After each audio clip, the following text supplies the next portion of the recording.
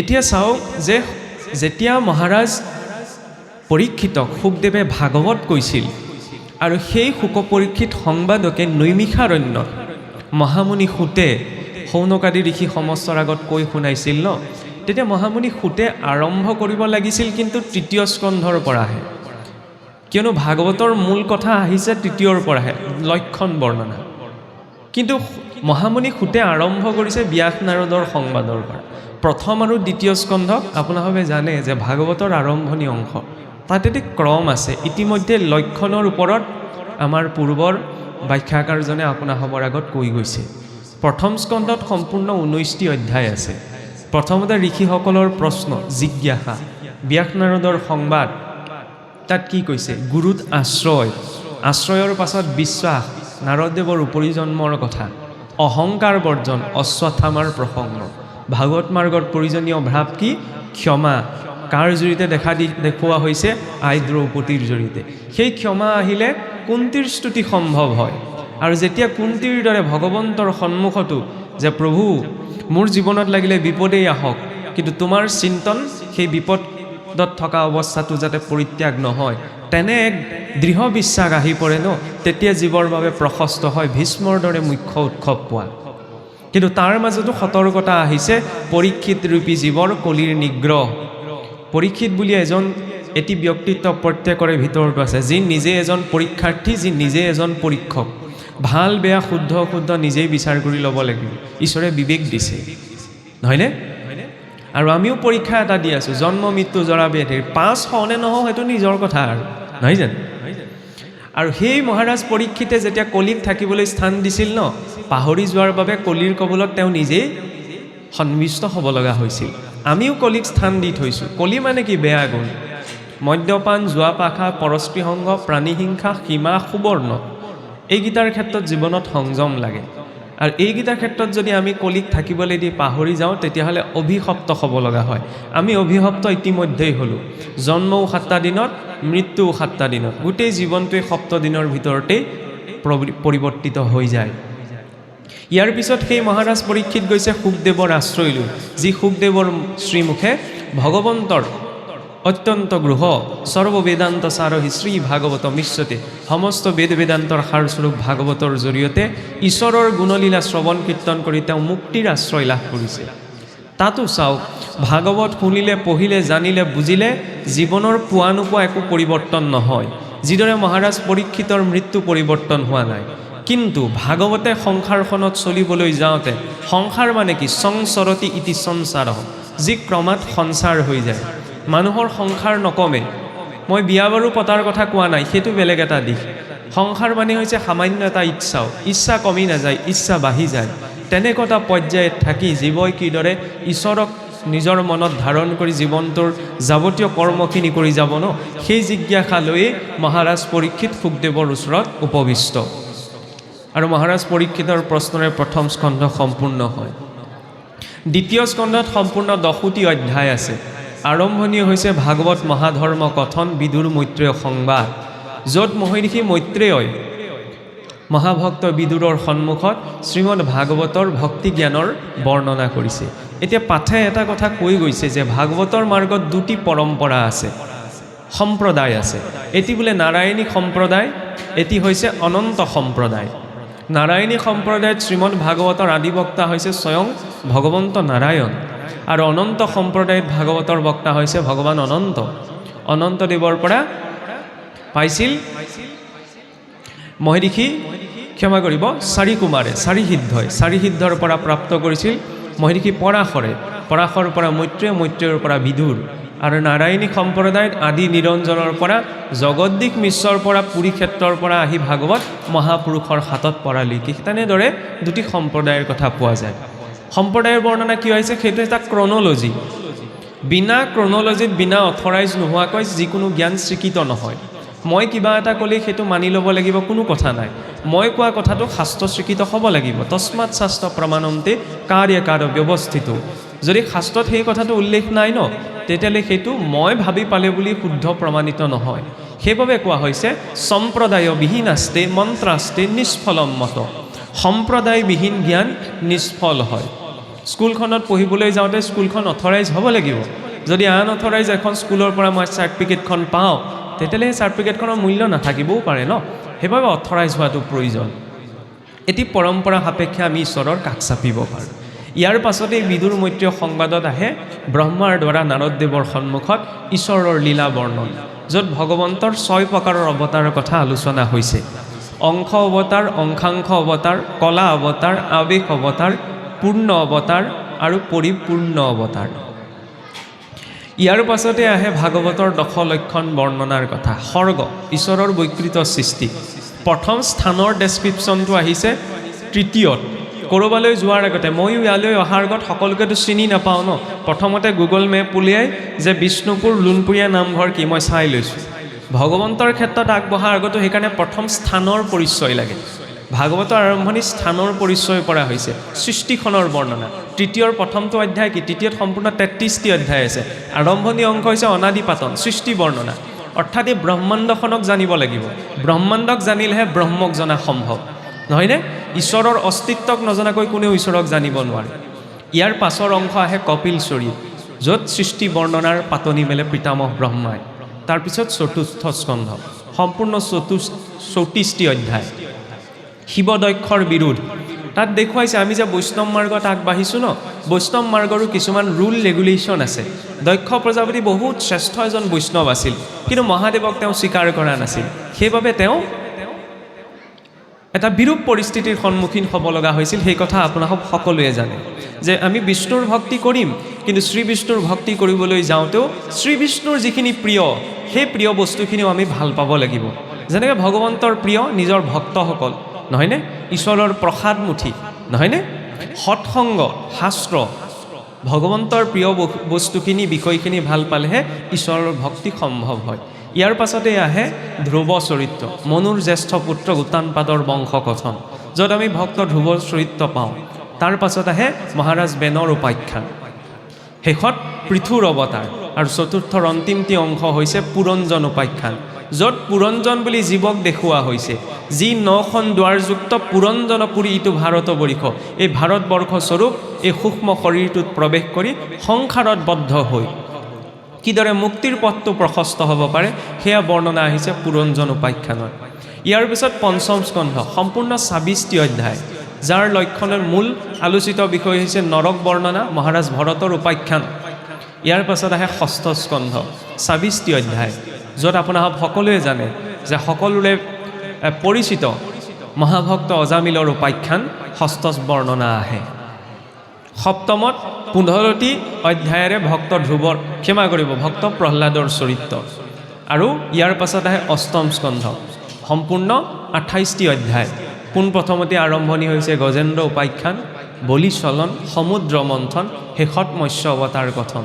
নৱম স্কন্ধত সম্পূৰ্ণ মনুবংশাৱলী কথন, মহাৰাজ প্ৰিয়ৱত উত্তানপাদ,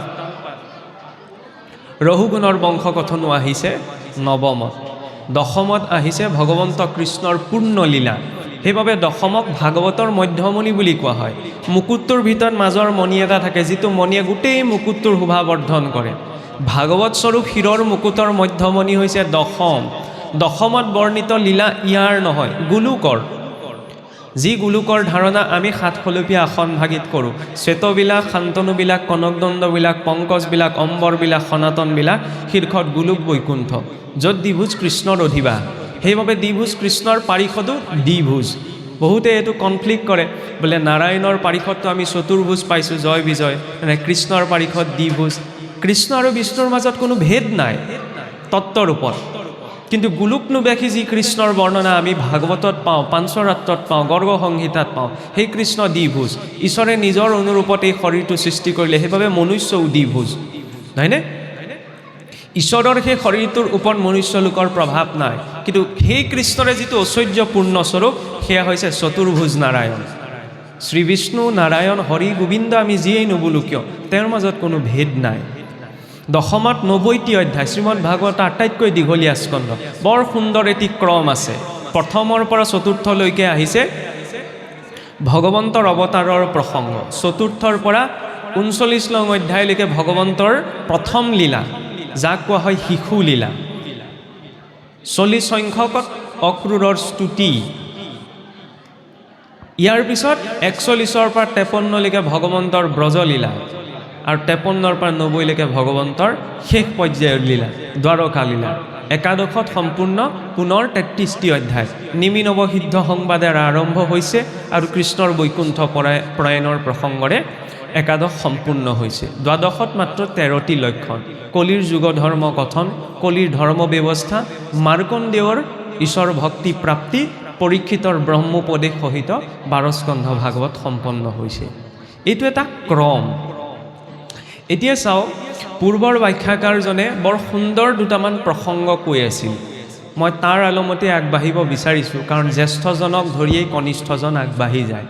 মই চাৰিওফালৰ পৰা কনিষ্ঠ, বয়সৰ ফালৰ পৰাও চেহেৰা চাইও বুজিব পাৰিছে আৰু জ্ঞানৰ ফালৰ পৰাও। গতিকে মই তেখেতৰ কথা আঁত ধৰিয়েই পৰৱৰ্তী অকণমান এটা প্ৰসংগ আগবাঢ়িব বিচাৰিছোঁ। মনত পৰিছেনে, তেখেতে কিবা এটা প্ৰসংগত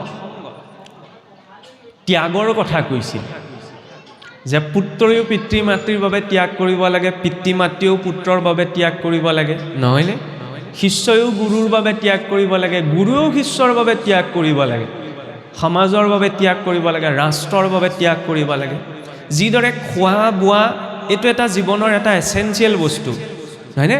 ত্যাগটো এটা বৰ এছেঞ্চিয়েল বস্তু, বিনা ত্যাগত একো সম্ভৱ নহয়। শাস্ত্ৰত বৰ সুন্দৰ উল্লেখ এটি আছে, বোলে নাস্তি সত্য সমং তপ, সত্যৰ সমান বোলে তপ নাই।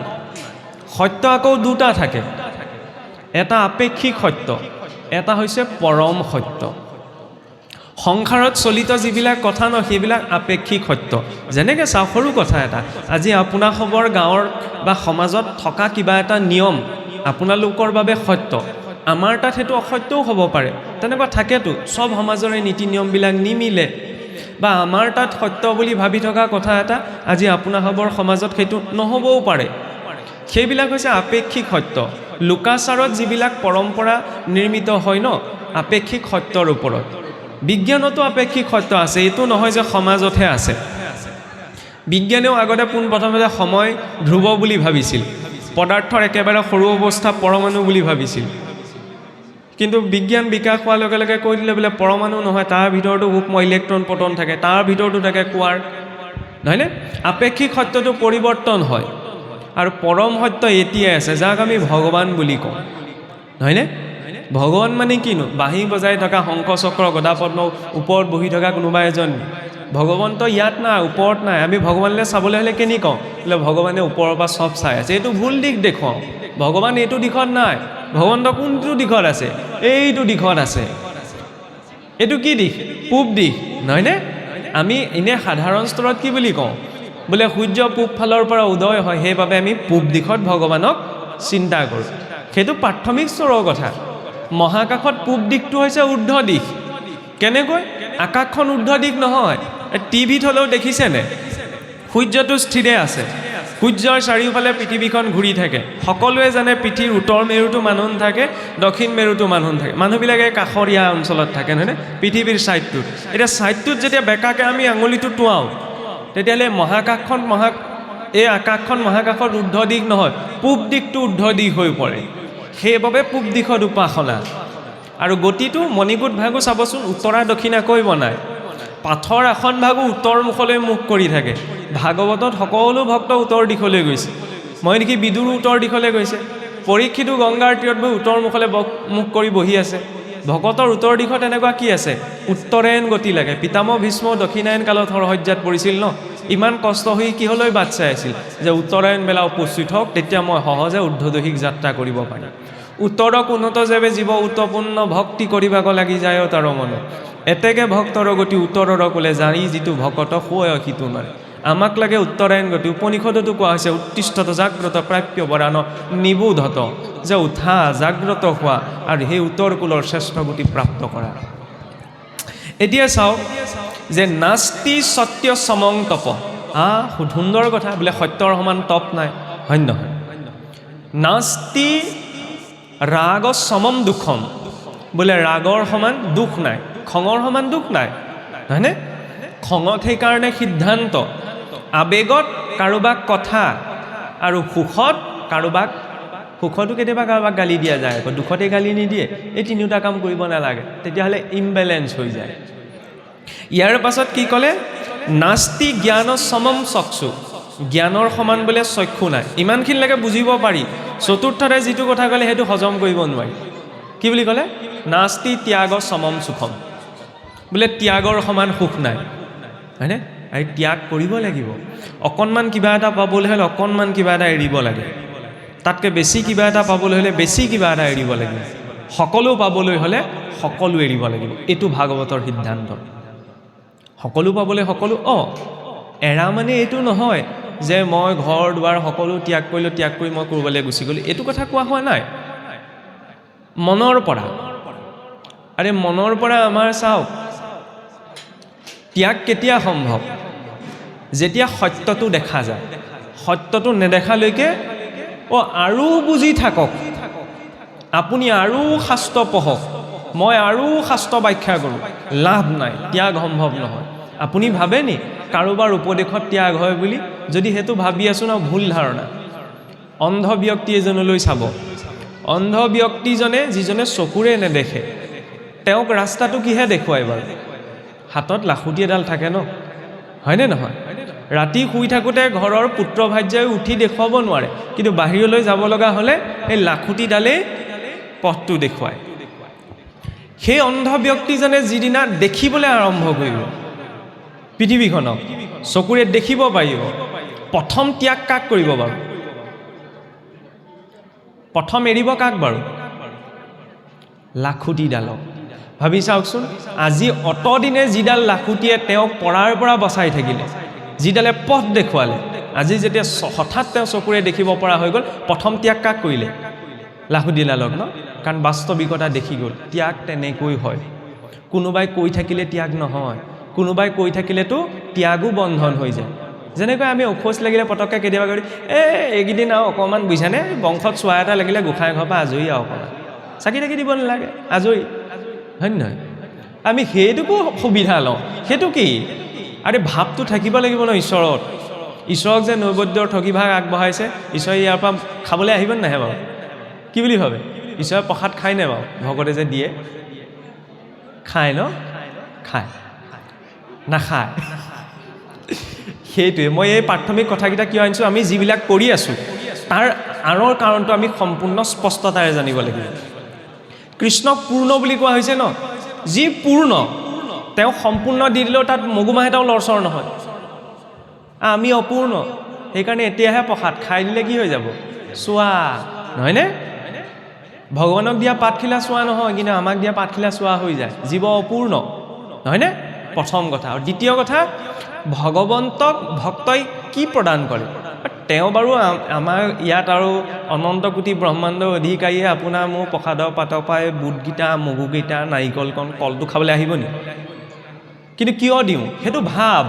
ভগৱন্ত কিহত তুষ্ট হয়? ভাৱগ্ৰাহী জনাৰ্দন, তেওঁ ভাৱত তুষ্ট হয়, হয়নে?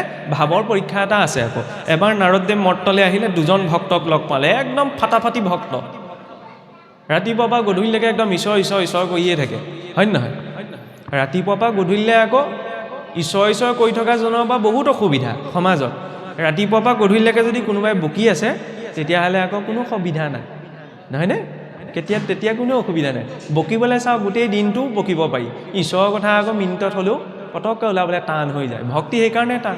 উজুতিটো খাওঁতে মৰিলোঁ বুলিহে ওলায়, হয় নহয়? ঈশ্বৰলৈ মনত পটককৈ নপৰেতো। সেয়াই যেতিয়ালৈকে ভাৱটো জড়িত নহয় ন, তেতিয়ালৈকে ইয়াত কৃষ্ণ সূৰ্য উদিত নহয়। ইয়াত কৃষ্ণ সূৰ্য উদিত নহ'লে নাম ধৰ্ম কেনেকৈ বিদিত হ'ব? হিয়াৰ মাজে মুখৰ ভাণ্ডাৰ মুখে বাজ হয়। ইয়াত যদি নাম নাই তেতিয়াহ'লে কেনেকৈ হ'ব ন? ভাৱত দিয়ে। বিদুৰৰ পত্নীও ভগৱন্তক ইমান বিভোৰ হৈ থাকিল যে কলটো পেলাই বাকলিটোহে তুলি দিছিল, ভগৱন্তে বাকলিটোও খালে। আমি কি বুলি ক'লোহেঁতেন? বাকলিটো খাবলৈ দিছে। আমাৰতো ডাঙৰ কল সৰু কল পৰিলেও কেতিয়াবা বিপদ হৈ যায়, হয়নে? গতিকে খবৰ কি বিচৰা হৈছে? ভক্তজনৰ ভাৱটো কি? নাৰদদেৱ আহিলে, দুইজন ভক্তক লগ পালে, দুইজনে পূৰা ঈশ্বৰৰ নাম লৈ আছে। এজনক ক'লে বুলিব এওঁলোকৰ ভাৱটোনো কেনেকুৱা জানোচোন। নাৰদদেৱ আহি একদম উপস্থিত হৈ দিলে। আপোনালোকৰ ইয়াত এটা কথা মোৰ অন্তৰত মানে বেছি ভাল লাগিছে, মানে ৰাইজৰ সমাগম হৈছে, বা অনুষ্ঠানটো সুন্দৰভাৱে হৈছে এইটো বেলেগ কথা, কিন্তু আজিলৈকে মই বেছি অনুষ্ঠানলৈ যোৱা নাই, কিন্তু যিমান অনুষ্ঠানলৈ গৈছোঁ ন, সকলো অনুষ্ঠানৰ পৰা এই নামঘৰত এটা বিশেষত্ব এটা দেখা পাইছোঁ। সেইকাৰণে মুখৰ পৰা প্ৰকাশ কৰিছোঁ, এই নাৰদদেৱৰ প্ৰতিমূৰ্তি এভাগ আছে। প্ৰতিমূৰ্তি থাকক, সাধাৰণতে মানে নাৰদদেৱকটো আমাৰ মানে টুটুকীয়া বুলি কৈ দিয়ে, কিন্তু নহয়। সত্ৰীয়া সংস্কৃতিটো তিনিটি কাষ্ঠাই আছে: নাৰদী কাষ্ঠা, গৰুড কাষ্ঠা আৰু হনুমন্ত কাষ্ঠা। মূল কথা হ'ল কি, বৈষ্ণৱ পৰম্পৰা সেই তিনিজন মহাভক্তৰ পৰা আৰম্ভ হৈছে। কোনোবা এটি পৰম্পৰা নাৰদদেৱৰ পৰা, কোনোবা এটি পৰম্পৰা মহাভকত গৰুডৰ পৰা, আৰু কোনোবা এটি পৰম্পৰা ভক্ত হনুমন্তৰ পৰা। গতিকে তিনিওজনৰ প্ৰতিমূৰ্তি যে ইয়াত ৰাখিছে, ভাল লাগিছে, আৰু সেইটো মোৰ ভাৱহে। যাই হওক, এতিয়া চাওক, যেতিয়া নাৰদদেৱ আহিলে, লগ পাই পেলাই দুইজনে একদম হতভম্বা, বৈকুণ্ঠৰ পাৰিষদক লগ পাইছোঁ। কথা পাতোতে ঈশ্বৰৰ কথা ওলালে। ঈশ্বৰৰ কথা ওলাওঁতে তেতিয়া ইজনে প্ৰথমজনে সুধিছে, বোলে ভগৱানে কি কৰি আছেনো? মন যায় নহয়, ভগৱানেনো বৈকুণ্ঠত কি কৰি থাকে? আমি বাৰু তেওঁৰ কথাকে গাই মেলি চলি আছোঁ, তেওঁ কাৰ কথা কৈ চলি আছে, হয় নহয়? আমি আকৌ তেওঁৰ কথা কৈহে চলি আছোঁ, হয় নহয়? কাৰণ তেওঁ নিদিলে উশাহ নিশাহটোও ল'ব নোৱাৰি নহয়, এইটো আকৌ ডাঙৰ কথা, নহয়নে? তেওঁ যদি ছুইচটো অফ কৰি দিয়ে ন, কথা মুখ মেলাতে থাকিব, সকলো শেষ। এতিয়া ইয়াৰ পাছত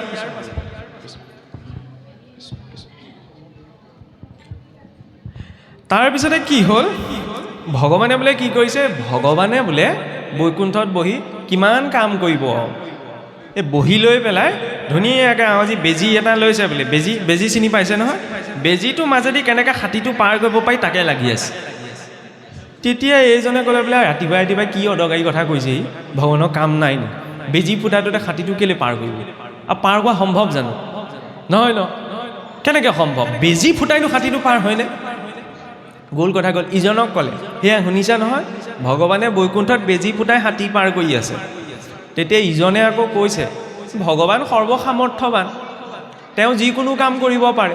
গছৰ গুটিটোত যেতিয়া গোটেই গছজোপা ভৰাই দিব পাৰে, বেজী ফুটাইতে হাতীটো পাৰ কৰাটো কি টান কাম? তেওঁ কি উদ্দেশ্যত কোনে কয়, কোনে বুজিব পাৰিব? ধৰিব পাৰিছেনে? এজনে যুক্তিটো লগাই দিলে যে ভগৱানে কিয় কৰিব, ভগৱানৰ কাম নাই নি? সেইটোনো সম্ভৱনে? বেজী ফুটাইতে হাতীটো কেনেকৈ পাৰ হ'ব? ইজনে কি ক'লে, তেওঁ সৰ্বসামৰ্থ্যৱান, তেওঁ যিকোনো কাম কৰিব পাৰে। আমি কিমান বুজিছোঁ, কিমান ধৰ্ম কৰ্ম কৰিছোঁ, কিমান শাস্ত্ৰ কথা জানো, এইটো ডাঙৰ কথা নহয়। ডাঙৰ কথা এইটোহে যে ঈশ্বৰৰ প্ৰতি ভাৱটো কি, নহয়নে? তেওঁ ভাৱত তুষ্ট হয়। আমি কি কৰিছোঁ, কি নকৰিছোঁ, তাৰ পৰা তেওঁ আমি কাষ চাপিব নোৱাৰোঁ। সেইকাৰণে ক'লে কৰ্ম মাৰ্গৰে নোৱাৰি। তেওঁ কেনেকুৱা কাম কৰিছে, আমি কি কাম কৰিছোঁ, হয় নে নহয়? দ্বিতীয়তে চাওক আপুনি, জ্ঞানেৰে আমি নিজৰ মগজে নিজকে ঢুকি নাপাওঁ, ঈশ্বৰক কেনেকৈ ঢুকি পাওঁ? ভক্তিত। জ্ঞান আৰু ভক্তি মাৰ্গৰ মাজত সেইখিনিতে পাৰ্থক্য। কি ক'লে? জ্ঞান মাৰ্গত কোৱা যায় যে প্ৰথমতে মই জানিম, জানিলৈহে মানিম। ভক্তিত সেইটো কোৱা নাযায়, মই মানিম, মনাৰ পাছতহে জানিম, হয় নহয়? এতিয়া আপোনালোকে কওকচোন, ভগৱানক মানিব লাগে নে জানিব লাগে বাৰু? কি বুলি ভাবে? জানিবও লাগে, মানিবও লাগে। বাকীসকলে কি ভাবে? পিছৰ পৰা কওকচোন, ভগৱানক জানিব লাগে নে মানিব লাগে? কি ভাবে? মানিব লাগে। আমাৰ ককাসকলে কিবা ক'ব নি? ভগৱানক জানিব লাগে নে? এইটো নাভাবিব দেই মই ইয়াত আহি কিবা একদম ডাঙৰ কিবা জৰীপ চলাইছোঁ বুলি। এইটো ভাবৰ আদান প্ৰদান আৰু, হয় নাই? ইজনে কথা বতৰাৰ পৰাহে আলোচনাত সোমাব পাৰিম। কি বুলি ভাবে? দুইটাই লাগিব। বাৰু, এতিয়া চাওক, আমি যেতিয়া ভক্তি মাৰ্গৰ কথা কওঁ ন, প্ৰথম ভগৱন্তক মনাৰ কথা আহে, নহয় জানো? মানিলেহে জানিব। যেনেকৈ আমি কওঁ, বোলে মাক দেউতাকক মানে দেই, কিন্তু মই ডাঙৰ দীঘল হ'লোঁ, মা দেউতা, ককা আইতা, সমাজ এইবোৰ চব বুজি পাওঁ, কিন্তু যদি মই নামানো তেতিয়াহ'লে নহ'ব ন। ভগৱানক মানিব লাগিব। ভগৱানক কোনেও জানিব নোৱাৰে, সেইটো আকৌ ডাঙৰ কথা। কাৰণ ঋষিমুনিসকলৰ বুদ্ধি গৈ পেলাই খুন্দা খাই পেলাই উভতি গুচি আহে, বুজি নাপায়। বোলে কৃষ্ণক বুলিচোন আমি ভগৱান বুলি জানিছোঁ, কৃষ্ণক ভগৱান বুলি জনা নাই। কৃষ্ণক ভগৱান বুলি কি কৰিছোঁ? মানিছোঁ। ভগৱন্তই নিজেই কৈছে, মনুষ্যানাম সহস্ৰেষু কশ্চিৎ য়ততি সিদ্ধেত য়ততামপি সিদ্ধাত্মান কশ্চিৎ মানাং বিতি তত্ত্বতঃ, যে 1000জন মনুষ্যৰ ভিতৰত এজন ধাৰ্মিক, তেনেকুৱা 100জন ধাৰ্মিকৰ ভিতৰত এজন আধ্যাত্মিক। তেওঁ আংশিক ৰূপত ভগৱন্তক জানিব পাৰে, আংশিক ৰূপত, সম্পূৰ্ণও জানিব নোৱাৰে। দশমত আহে ন, ব্ৰহ্মাদি প্ৰজাপতিসকলে যেতিয়া ঈশ্বৰক স্তুতি কৰিবলৈ যায় ন, ঈশ্বৰক দেখাই নাপায়, পুৰুষ সূক্তৰে 1000 বছৰ বহি স্তুতি কৰি থাকিব লগা হয়, তাৰপিছত ঈশ্বৰৰ মাতটো শুনিবলৈ পায়। আমিতো সাধাৰণ মনুষ্য। তাৰ বিপৰীতে ধৰ্ম পালিব লাগে নে মানিব লাগে? ধৰ্ম পালিব লাগে। আমি লাগি থাকোঁ মানত, বোলে আমি বৈষ্ণৱ মাৰ্গত আছোঁ, বৈষ্ণৱ মানুহ, নহয়নে? বৈষ্ণৱ মাৰ্গত থাকি আমি আমুক মানুহ তামুক মানুহ, মানি লাভ নাই। ধৰ্ম পালিব লাগিব, হয় নহয়? মই যেনিবা ঢেৰ কথা জানো, কিন্তু যদি মই পালন নকৰোঁ, অনভ্যাসে বিষম শাস্ত্ৰম, অভ্যাস নকৰা শাস্ত্ৰ জ্ঞানো বিষতুল্য হয়। যেতিয়ালৈকে শব্দখিনিত অনুভৱটো নাহে ন, সেই শব্দ অনুভৱবিহীন জ্ঞান বাজি গাই ৰখাৰ নিচিনা। শব্দ ব্ৰহ্ম নিষ্ণাটো ননিষ্ণাটো পচয়দি সমন্তস্য শ্ৰুতফলম হব্যধেনু ৰক্ষিত পৰম। যি শব্দত কোনো অনুভৱেই নাই, মই কৃষ্ণক ঈশ্বৰ বুলি মানিছোঁ, কিন্তু কৃষ্ণৰ সন্মুখত গৈ যদি বিশ্বাস কৰিব পৰা নাই যে কৃষ্ণ আছেই নাই, হয় নহয়? আৰে ডিচিজন আহিলে কিমান সাৱধান হৈ থাকিম, গতিকে জগতৰ ঈশ্বৰৰ সন্মুখত মই কিমান সতৰ্ক হৈ থাকিবলৈ, বুজি পাইছে নহয়? ইনডাইৰেক্টলি কিবা এটা কৈছোঁ আৰু, ডিচিজনৰ সন্মুখত কিমান সাৱধান হৈ থাকিম। এতিয়া সাক্ষাৎ জগতৰ ঈশ্বৰৰ সন্মুখত আহি ইফাল সিফাল ইটো সিটো কথা পাতি জগতৰ ঈশ্বৰ উপস্থিত আছে, তেওঁৰ সন্মুখত মই এখন কি কিনদালি কৰি আছোঁ। তাৰমানে কি বুজালে? মই নাস্তিক, মই মুখেহে কৈছোঁ ঈশ্বৰ আছে, মানিব পৰা নাই, কিন্তু মানিব লাগিব। এতিয়া চাওক, সেই মানিবলৈ যাওঁতে যেতিয়া সংসাৰৰ বাস্তৱিকতাটো দেখা দিয়ে, তেতিয়া আপোনা আপুনি ত্যাগ হৈ যায়। হিৰণ্যকশিপু বা ব্ৰহ্মাক উপাসনা কৰিবলৈ যাওঁতে কোনো নীতি নিয়ম পালন কৰা নাছিল, হয় নহয়? 1000 বছৰ এটা ভৰিৰ ওপৰতে কেনেকৈ থিয় হৈ থাকিব পাৰিলে? লক্ষ্যটো স্পষ্ট আছিল যে ব্ৰহ্মাৰ পৰা মোক বৰ লাগে। ভাগৱত মাৰ্গতো এইটো লক্ষ্য স্পষ্ট হ'ব লাগিব যে ঈশ্বৰ প্ৰাপ্তিৰ বাবে আহিছোঁ। ইমান ডাঙৰ লক্ষ্য, তেতিয়াহ'লে ইমান ডাঙৰ লক্ষ্যটোক পাবলৈ ত্যাগবিলাক আপোনা আপুনি হৈ যাব ন। কিন্তু সৰু সৰু কথাত লাগি থাকিলে ত্যাগ নহয়, হয়নে? বুজিছেনে? আমাৰতো আপোনাৰ প্ৰসাদটো প্ৰসাদেই, এই চাধা পেকেটটোৰ পৰাই আমি উঠিব পৰা নাই অসমীয়া আজিলৈকে। বাকীবিলাকলৈ মই নাযাওঁগৈ, কণ্ডিশ্যনটো দুৰ্যোধনৰ নিচিনা হৈ যায় কেতিয়াবা। প্ৰভু, এইটো কেঞ্চাৰ মুখখন আঁকি থোৱা আছে, মই জানো, কিন্তু এৰিব নোৱাৰোঁ, বুজিছেনে? এইটো এৰিব নোৱাৰোঁ কেলৈ? কাৰণ মই জানো এইটো খালে মোৰ বেমাৰো হ'ব পাৰে, কেঞ্চাৰো হ'ব পাৰে। এইটো কি দুৰ্যোধনৰ স্থিতি? দুৰ্যোধনে ধৰ্ম কি জানিছিল ন? এৰিব নোৱাৰিলে, লক্ষ্যটো সৰু। মই ভগৱানক নালাগে ন, মোৰ ৰাজ্যহে লাগে, হয় নহয়? ঠিক তেনেদৰে সংসাৰখনক লাগু বুলি ক'লে সেইবিলাক ঠিকেই আছে, কিন্তু ঈশ্বৰক লাগু বুলি ক'লে লক্ষ্যটো ডাঙৰ হ'ব লাগিব। আৰু ঈশ্বৰক নোপোৱালৈকে কোনেও শান্তি নাপায়। আৰু এই 4 বেদ 14 শাস্ত্ৰৰ জ্ঞাতা স্বয়ং ব্যাসদেৱে মনৰ শান্তি বিচাৰি পোৱা নাই। ইমানখিনি জানি বুজি আমি সংসাৰখনত সৰু কিবা এটা গোটাই লৈ পেলাই কেনেকৈ শান্তি পাম? নাপাওঁ ন। দুটা আছে, ভৌতিক আধ্যাত্মিক। চাকৰিটো পোৱাৰ দিনা খুব ভাল লাগে, এই চাকৰি পাইছে, 6 মাহ বছৰ গ'লেহে একেটা আনন্দ থাকেনে? থাকিব নাথাকে? বাৰু বাদ দিয়ক, কেঁচুৱা এটা জন্ম হৈছে, জন্ম হোৱা দিনা আনন্দ 6 মাহ বছৰ, আমাৰ নিচিনা বয়সততো ভুলতো নাথাকেগৈ, নাই নাই? কথা ক'লে নুশুনা হ'ব নহয়, এনেকুৱা হৈ যায়। সকলো নহয় বাৰু। তাৰ বিপৰীতে নতুনকৈ গান এটা, নতুনকৈ চিনেমা এখন ওলালেও মানুহে বহি থাকে, কেতিয়া আপোনাৰ নতুন আৰু ছেকেণ্ড ভাৰ্চনটো ওলাব। কাৰোবাৰ মুখত শুনিছেনে ভাগৱতৰ ছেকেণ্ড ভাৰ্চন কেতিয়া ওলাব? 1000 বছৰৰ পৰা একেভাগ ভাগৱতেই পঢ়ি আহিছে, নতুনকৈ ঘোষা এভাগ ওলোৱাহেঁতেন। কোনোবা নামতি মুখত শুনিছেনে? একেখিনি ঘোষাকৈ কিমান গাম আৰু, নতুনকৈ কোনোবাই ঘোষা এভাগ উলিওৱাহেঁতেন। কৃষ্ণ পূৰ্ণ ন, সেইকাৰণে কৃষ্ণৰ গুণ লীলা নাম ধাম ৰূপ সকলো পূৰ্ণ। যিমানে ভাৱটো জড়িত হ'ব সিমানে গভীৰতা বাঢ়ি গৈ থাকিব। প্ৰয়োজন মাত্ৰ আমাৰ ভাৱটো দিয়া। বিনা ভাৱত, আৰে ভাৱেন লগতে জ্ঞানম, ভাৱেন লভ্যতে দেৱ দৰ্শনম। বিনা ভাৱত একো প্ৰাপ্তি নহয়। এতিয়া ত্যাগৰ কথা ক'বলৈ যাওঁতে তেখেতে বৰ সুন্দৰ, বিষ্ণু বৈষ্ণৱৰ মাজত কোনো ভেদ নাই, নহয়নে? ভাগৱততো আমি কওঁ বোলে ভগৱানৰ কথা আছে, কিন্তু ভগৱানৰ কথাতকৈ ভকতৰ কথা বেছি আছে, হয়নে? প্ৰথম স্কন্ধৰ পৰা আপুনি 12লৈকে চাওকচোন। সেইকাৰণে লোকৰ কথা পাতিব লাগে। আমি যে কওঁ লোকৰ কথা পাতিব নাপায় বুলি, খুব পাতিব লাগে লোকৰ কথা। ন, মই চিৰিয়াছলি কৈছোঁ, ভাগৱততো লোকৰ কথা আছে, খালি লোক বুলি তাত ভকতসকলৰ কথা আছে, ভাল কথাখিনি আছে।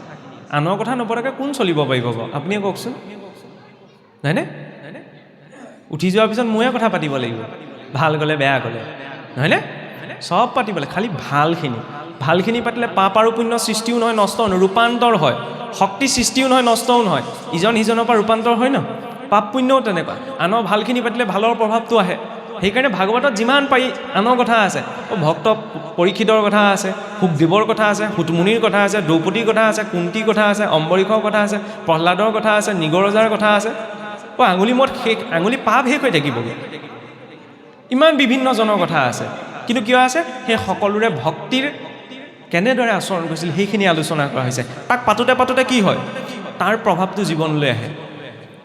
বেমাৰ নোহোৱা মানুহজনৰ যেতিয়া মোৰ বেমাৰ হৈছে মানুহে আকৌ এইটোও ভয় কৰে, কোনোবাই যদি সুধে বোলে ভালে আছেনে, ভালে আছোঁ বুলি কৈ দিলে কিজানি হিংসা বাঢ়িব, সেইকাৰণে ভালে থাকিলেও কি বুলি ক'ব, বুজিছেনে ভাল নহয়, আমুক তামুক, এনেকৈও কয়।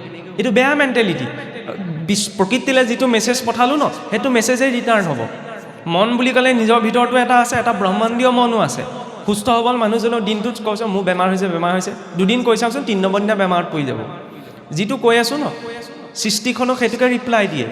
সেইটোৱে অৱচেতন মনৰ শক্তি। সেইকাৰণে সদায় আৰু দুখতো পজিটিভকৈ ক'ব লাগে। ভাগৱতটো তাৰ আল্টিমেট লেভেলত আছে। পৰীক্ষিতে মৰিবলৈ অভিশাপ পালে, আমি হয়হেঁতেন কি বুলি ক'লোহেঁতেন, থকা যদিহে তেতিয়াই জীৱ গ'লহেঁতেন, 7 দিনলৈ নাথাকিলেহেঁতেন, হয়নে? পৰীক্ষিতে কি ক'লে, গৃহ অন্ধকূপত কৰিলোঁ মই পাপ, বোলে কৃষ্ণৰে প্ৰসাদত পাৰিলোঁ ঋষি হ'ব। এয়া প্ৰসাদ এতিয়া মই ল'ম, নহয়নে? কৃষ্ণই যেতিয়া মৰিবলৈ প্ৰসাদ দিব, সেয়া প্ৰসাদ ল'ম নে নলওঁ? নলওঁ ন। দৃষ্টিটো সেইকাৰণে কিয়, মৃত্যুটো চবেই মৰিব লাগিব, আৰু স্বয়ং ব্ৰহ্মাই শৰীৰ এৰিব লাগিব। মৃত্যুৰ আগজাননীয়ে জীৱনটোক ভয়লৈ ঠেলি নপঠায়। মৃত্যুৰ আগজাননীয়ে জীৱনটোক বহুত মিনিংফুল বনাই দিয়ে, বহুত মিনিংফুল। আৰু মই যেতিয়া গম পাম মোৰ এষাৰ কথা শেষ কথাও হ'ব পাৰে ন, ঈশ্বৰে নকৰিলেই হৈ যায়, কথা কওঁতে যাতে নমৰো, হয়নে? মৰিবও পাৰোঁতো, গেৰেণ্টি নাই নহয়। গেৰেণ্টি কিন্তু লোৱাত মানুহ একদম পক্কা। মোবাইলটোত আকৌ এবছৰ 6 মাহ এমাহৰ কাৰণে ৰিচাৰ্জ ভৰাওঁ, কিন্তু গেৰেণ্টিটো মই এইটোও ল'ব নোৱাৰোঁ যে এমাহৰলৈকে মই জীয়াই থাকিম নে নাথাকিম। ৰিচাৰ্জটোতো ভৰাইছোঁ ন, ঘৰ দুৱাৰ চব গোটাই লৈছোঁ। এই জড় বস্তুকেইটাতে যদি ইমান বিশ্বাস, তেওঁৰ প্ৰতিও বিশ্বাসটো লাগে ন। বোলে ভগৱানক আমি দেখা নাই নহয়, দেখাটো নিজৰ পিতৃ মাতৃকো নাই, কোনে দেখিছে? জন্ম হোৱাৰ পিছত বুদ্ধিটো লৈ অহা নাই নহয়। মাতৃহে জানে কাৰো বীৰ্য পুত্ৰ, মাতৃয়ে পৰিচয় কৰাই দিয়ে ন, বোলে দেউতা বুলি মাতা, মা বুলি মাতা। প্ৰথমেতো সিটো চিনি নাপায় মা কি বস্তু, দেউতা কি বস্তু। অকণমান জনা শুনাৰ পাছতহে সম্পৰ্কবিলাক চিনি পায়। শাস্ত্ৰকো জননী বুলি কোৱা হৈছে। শাস্ত্ৰস্বৰূপ জননীয়ে কি দেখুৱাইছে, বাপেকৰো বাপেক কোন, হয়নে? বাপেকক চিনি পালেই নহ'ব নহয়, বাপেকৰ বাপেককো চিনি পাব লাগিব। সেই বাপেকক কোনে বনালে, নহয়নে? এই সৃষ্টিখনক কোনে বনালে? তেওঁক জনাৰ পথটো, তেওঁক মনাৰ পথটো, তেওঁক বিশ্লেষণ কৰাৰ পথটো হৈছে ভাগৱতৰ। এতিয়া চাওক যে ভগৱন্তক জনাৰ ক্ষেত্ৰত ত্যাগৰ কথা ক'বলৈ যাওঁতে তাত প্ৰসংগ হৈছে ৰামচৰিত মানস। এতিয়া ধুনীয়া কথা, কালি ৰাম নৱমী আছিল।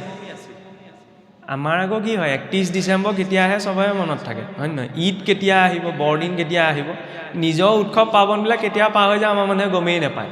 কাৰণ আমাৰ অসমীয়া কেলেণ্ডাৰকেইখন আমি কাক চাবলৈ থৈ দিছোঁ জানেনে? যিসকলে চোৱা চিতা কৰে যে, আমি ভাবোঁ কি তিথি বাৰ নক্ষত্ৰ এইবোৰ চোৱা চিতা কৰা মানুহে চাব, আমাৰ কি দৰকাৰ? নামতি পাঠিকিয়ে চাব ডাক দিবলৈ, হয় নহয়? অসমীয়াই সেইটোৱে ভাবি থাকে। অসমীয়া কেলেণ্ডাৰখন চাব নজনা হৈ থাকিলে। আগতে তিথি বাৰ নক্ষত্ৰ চব চিনি পায় নহয়। এতিয়া আমাৰ নিচিনা কোনোবা এজনক কওঁ কৈছোঁ তিথিটোৰ কথা, কি তিথি এইবোৰ দৰকাৰী, বামুণ গোসাঁই বস্তু বুলি কৈ থৈ দিব, হয়নে? নহয়। আৰে চাওক, খ্ৰীষ্ট ধৰ্মত যীশু খ্ৰীষ্টৰ জন্মক লৈও 2টা মত আছে, যদিও তেখেতৰ জন্ম বা আবিৰ্ভাৱ 2000 বছৰ আগতে হৈছিল। ইছলাম ধৰ্মত হজৰত পয়গম্বৰ মহম্মদৰ আগমনক লৈও শংকা আছে, 2টা মত আছে চিয়া সুন্নিৰ মাজত, স্পষ্টতা। ভগৱান ৰামৰ আবিৰ্ভাৱ কেতিয়া হৈছিল? আজিৰ পৰা 8000 বছৰ আগতে। 8000 বছৰ আগতে যিজনৰ আবিৰ্ভাৱ হৈছিল ন, তেওঁৰ একজেক্ট ডেটলৈকে এইটো সংস্কৃতিত কনজাৰ্ভ কৰা আছে। তেতিয়াহ'লে আপুনি কেনেকৈ ক'ব পাৰিব কেৱল এই ভাগৱতৰ পৰম্পৰা সিদিনা আৰম্ভ বুলি? আৰে ভাগৱত ধৰ্ম প্ৰথম কোনে গ্ৰহণ কৰিছিল জানেনে? এইবিলাক কথা আমাৰ হিষ্ট্ৰীত নপঢ়ালে, বৰ বেয়া কাম কৰিলে।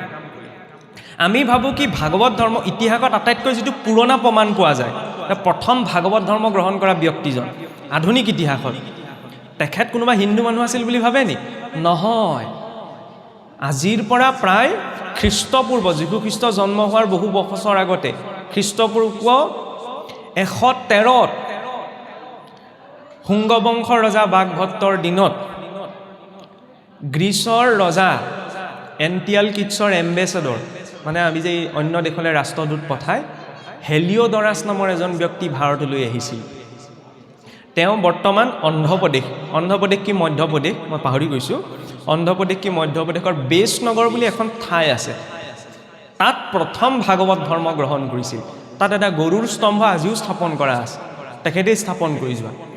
আৰু যে আমি যে কওঁ ভাগৱত মানে গ্ৰন্থভাগ, মহাভাগৱত বুলি ভকতক কয় ন, তেওঁৰ নামৰ আগত সেই প্ৰথম মহাভাগৱত উপাধিটো ব্যৱহাৰ কৰিছিল ভগৱান বিষ্ণুত শৰণাপন্ন হ'ল।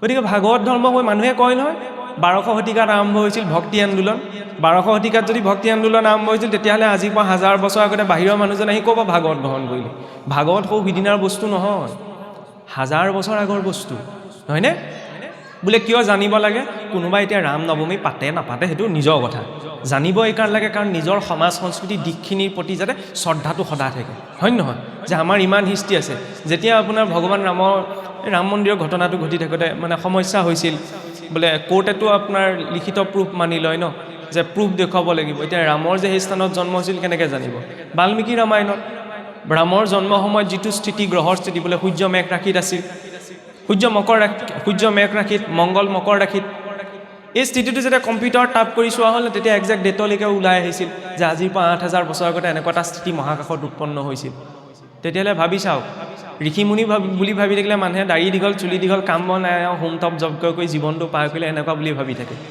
8000 বছৰ আগতে ইমান সঠিক কেলকুলেশ্যন কেনেকৈ কৰিব পাৰিছিল তেতিয়া দিনততো একো ইনষ্ট্ৰুমেণ্ট নাছিল আমাৰ কেলকুলেটৰ হৈও কেলকুলেশ্যন মানুহে পাহৰি যায় হয় নহয় গণিতৰ যদি অকণমান চৰ্চা আছে আগৰ মানুহৰ কথাটো বেলেগ ক্লাছ 3-5তে পঢ়ি থকা কবিতা এটা আমাৰ ককা আইতাহঁতৰ মনত থাকে কিন্তু আমাৰ নিচিনাটো কওক দেচোন ক্লাছ 5ত কি পঢ়িছিলে মনত নাথাকে কাৰণ আগৰ সকলো শিক্ষাৰ এটা ভিত্তি আছিল এতিয়া কি হ'ল কবিতাও ছন্দ নিমিলে ক'ব মনত থাকিব সব এটা ছিকুৱেঞ্চত বন্ধা হৈছিল যাতে কওঁতে সেইখিনি সদা মনত থাকি যায় সেইবুলি নাভাবিব যে এতিয়া শিক্ষা ব্যৱস্থা মই কিবা নিন্দা কৰিবলৈ গৈছোঁ নিজৰ সমাজ সংস্কৃতিৰ বিষয়খিনিৰ ৰিলেভেঞ্চটো বুজাবলৈ এই কম্পেৰিজনটো দিয়া হৈছে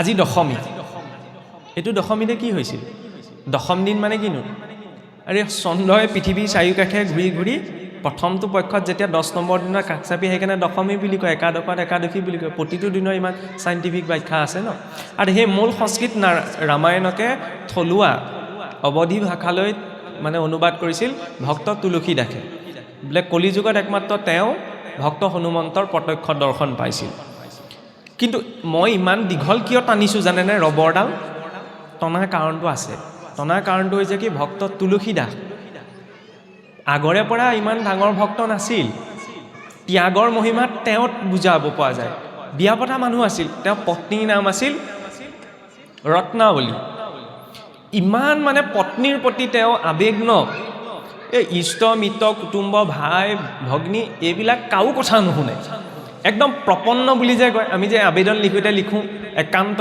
ছাৰৰ বোলে একান্ত বাধ্য ছাত্ৰ তুলসী দাস পূৰ্বতে প্ৰথম পৰ্যায়ত স্বামীৰ একান্ত বাধ্য পতি আছিল কি পত্নীৰ একান্ত বাধ্য স্বামী ইমান একান্ত বাধ্য ন অকণমান যদি আইগৰাকীয়ে সাঁচি এটাও মাৰিবলৈ হয় তেতিয়াহ'লে তুলসী দাসৰ ধাতু ওলাই আহি মুখ পাইছিল কিজানি বেমাৰত পৰিব মানে ইমান প্ৰেম আৰু নহয়নে সেইটোও লাগে সেইটো কি হয় জানেনে যেতিয়া বেছি সংসাৰী মানুহজনে বেছি ভক্তি কৰিব পাৰে কেনেকৈ খালি ডিৰেকশ্যনটো যদি সলাই দিয়া যায় কাৰণ তেওঁ জীৱনৰ অন্য উদ্দেশ্য নাই তেওঁ নিজৰ পত্নীকে সৰ্বস্ব বুলি ভাবি আছে হয়নে এদিন কি হ'ল পত্নী মাকৰ ঘৰলৈ গ'ল এতিয়া তুলসী দাসে মন নাছিলে মাকৰ ঘৰলৈ যাবলৈ তেওঁ ঘৰত অকলে থাকিব লাগিব কি হ'ল তেনেকুৱাতে আগৰ দিনত আৰু কেঁচা ঘৰ আজিৰ পৰা 1000 বছৰ আগত শ বছৰ আগতে নহয়নে তেতিয়া কি হ'ল নদীৰ মানে পানী বাহিৰত বানপানী হ'লত এতিয়া পত্নীৰ ঘৰলৈ তেতিয়া দিনততো গাড়ী মটৰ ব্যৱস্থা নাছিল ন নাও উটি গ'লত মানে মৰাহ এটা উঠি আহিছিল আন্ধাৰে মুধাৰে মানে সেই তুলসী দাসে ভাবিলে মৰাহটোকে মানে পানীত উটি অহা কাঠ বুলি ভাবি সেইটোকে গবা মাৰি ধৰিলে নৈ ধাৰৰ লগত উটি গৈ শহুৱেকৰ ঘৰ ওলালেগৈ পাৰৰ পৰা উঠি পত্নী শুবলৈ লৈছে আৰু তেনেকৈ দৰ্জাটো বন্ধ কৰি দিলে পুৰা ঢেৰেকণি মাৰি আছে কোনেও কাৰো মাত ক'তো নুশুনে কি কৰিব এতিয়া যেনে তেনে খিৰিকীখন খুলি পেলাই খিৰিকীখনত লবি মাতিলেগৈ তেতিয়া পত্নী শুৱাৰ পৰা যেতিয়া নিজৰ স্বামীক সেইটোৰ ওপৰত দেখিলে পত্নী ধাতু যাওঁ বুলিব আপুনি এইটো অৱস্থাত কেনেকৈ ওলালেহি বুলিব আজি ইমান দিনে তুমি ঘৰলৈ উভতি যোৱা নাই মই কেনেকৈ থাকোঁ উটি ভাই যেনে তেনে গছৰ কাঠডালতে ধৰি মই ইয়াৰ পাইছোঁ দৰ্জাখন খোলা মই সোমাওঁ তেতিয়া পত্নীয়ে এটা কথা কৈছিলে এটা কথাতেই সেই তুলসী দাস পৰিৱৰ্তন হৈ গ'ল কি কৈছিলে জানেনে কথাটো একেবাৰে সহজ খালি সেইটো কথা আমাৰ নিবিন্ধে আমাৰ মানে ছালখন গড়ৰ গুলি মাৰিলেও নোসোমায় কিন্তু তুলসী দাসৰ সোমাই গৈছিল মোৰ নাই সোমোৱা হ'লে মই ইয়াত নাথাকোঁ এতিয়ালৈকে কি ক'লে যে আপুনি মোৰ কাৰণে মৰাশটোত ধৰি চুচৰি বাগৰি আহি আহি খিৰিকীত ওলমিছেহি। আৰু ইমানকণ ভাল যদি আপুনি ঈশ্বৰক পালেহেঁতেন তেতিয়া আজিলৈকে আপুনি ঈশ্বৰকেই পাই গ'লহেঁতেন। এই শৰীৰটোৰ কাৰণে আপুনি ইমান প্ৰীতি কৰিছে। কাইলৈ মই যেতিয়া বৃদ্ধ হৈ যাম, কাইলৈ আপুনিও যেতিয়া বৃদ্ধ হ'ব, তেতিয়া আপোনাক পানী গিলাচ দিবলৈ মই যাবনে, মোক পানী গিলাচ দিবলৈ আপুনি নাথাকিব। ইমানকণ ভাল যদি ঈশ্বৰক পালেহেঁতেন আজিলৈকে ঈশ্বৰকেই পাই গ'লহেঁতেন। আৰু ঈশ্বৰেতো সামান্য এচলু জল তুলসী পাত এটাত বিকি হৈ যায়, হয় নহয়? মানুহ আকৌ বিকি হ'বলৈ যাওঁতে বোলে মাটি বাৰী আছেনে নাই, ককাই ভাই কেনেকুৱা, চৰকাৰী চাকৰি আছেনে নাই, হয় নহয়? তাৰপিছতহে শুৱনি মিলে, তাৰপাছত লাগিলে নিমিলেগেই থাকক, হয়নে? এইখিনি মিলিব লাগিব। মানুহৰ অংক সেইটো। এই ঈশ্বৰেতো তাকো বিচৰা নাই। তেতিয়া তুলসীত আকৌ ইমান বেয়া লাগিলে ন, খুবকৈ ইমান কান্দিছে। তাৰপৰা বিষয়বোৰ সকলো ত্যাগ কৰি দিলে। ত্যাগ কৰা মানে এইটোও দেখুওৱা নাই আকৌ বোলে ঘৰ বাৰী এৰি গুচি গ'ল, নহয়। ত্যাগ মানে ঘৰ বাৰী এৰি যোৱাটোৱে ত্যাগ নহয়। পানী গিলে বটলটো ইয়াত কিয় থৈছে? পিয়াহ লাগিলে মোৰ আকৌ বৰ সুযোগ পাওঁ, চবতে পানী বটলতে পানী ঘটি এটা থৈ দিয়ে নহয়, মই লগতে মিলাই পেলাই কৈ থৈ দিওঁ আৰু। পানী গিলে বটলটো কিয় থৈছে? এই পিয়াহ লাগিব পাৰে কথা কৈ থাকোঁতে, পিয়াহ লাগিলে পানী অকণ খাই ল'ব। মই কথা কৈ থাকোঁতে পানী বটলটোৰ কথা ভাবি নাথাকোঁ নহয়, পানী বটলটো থৈ দিছে, পানী বটলত পানী আছে, থাকিব নি? আপুনিওতো নাথাকে। জীৱনত ভোগ কৰিবলৈ বস্তুবিলাক দিছে, আৰু ভোগ কৰিলে প্ৰয়োগ কৰিলে তাৰপিছত বাদ দিলে, তেতিয়াহ'লে বোলে মানুহ স্বাৰ্থপৰ হ'ব। স্বাৰ্থপৰ কেতিয়া হয়? যেতিয়া আপোনাৰ উপকাৰটোৰ মূল্য মই বুজি নাপাওঁ, নহয়নে? উপকাৰটোৰ মূল্য বুজিব লাগে, কিন্তু সেই উপকাৰটোৰ কথা ভাবে গোটেই দিনটো বহি থাকিবলৈ পোৱা নাই নহয়, হয় নহয়? নদ্যা য়াং পৰে পাৰে নৌকা য়াং কিং প্ৰয়োজনত। য'ত যিটো বস্তু প্ৰয়োগ কৰিব লাগে প্ৰয়োগ কৰিলে তাৰপৰা মনৰ পৰা এৰি দিলে, হৈ গ'ল কাম। আমাৰ আকৌ কি হয়, মই গোটেই দিনটো ভাবি থাকিম পানী বটলটোৰ কথা। মই ইয়াত পানী বটলটো কৈছোঁ যেনিবা, আপুনিও নিজৰ বুজা মতে বস্তুকেইটা বহুৱাই ল'ব দেই। গোটেই দিনটো গোটেই জীৱনটো ভাবি থাকোঁ, হয়নে?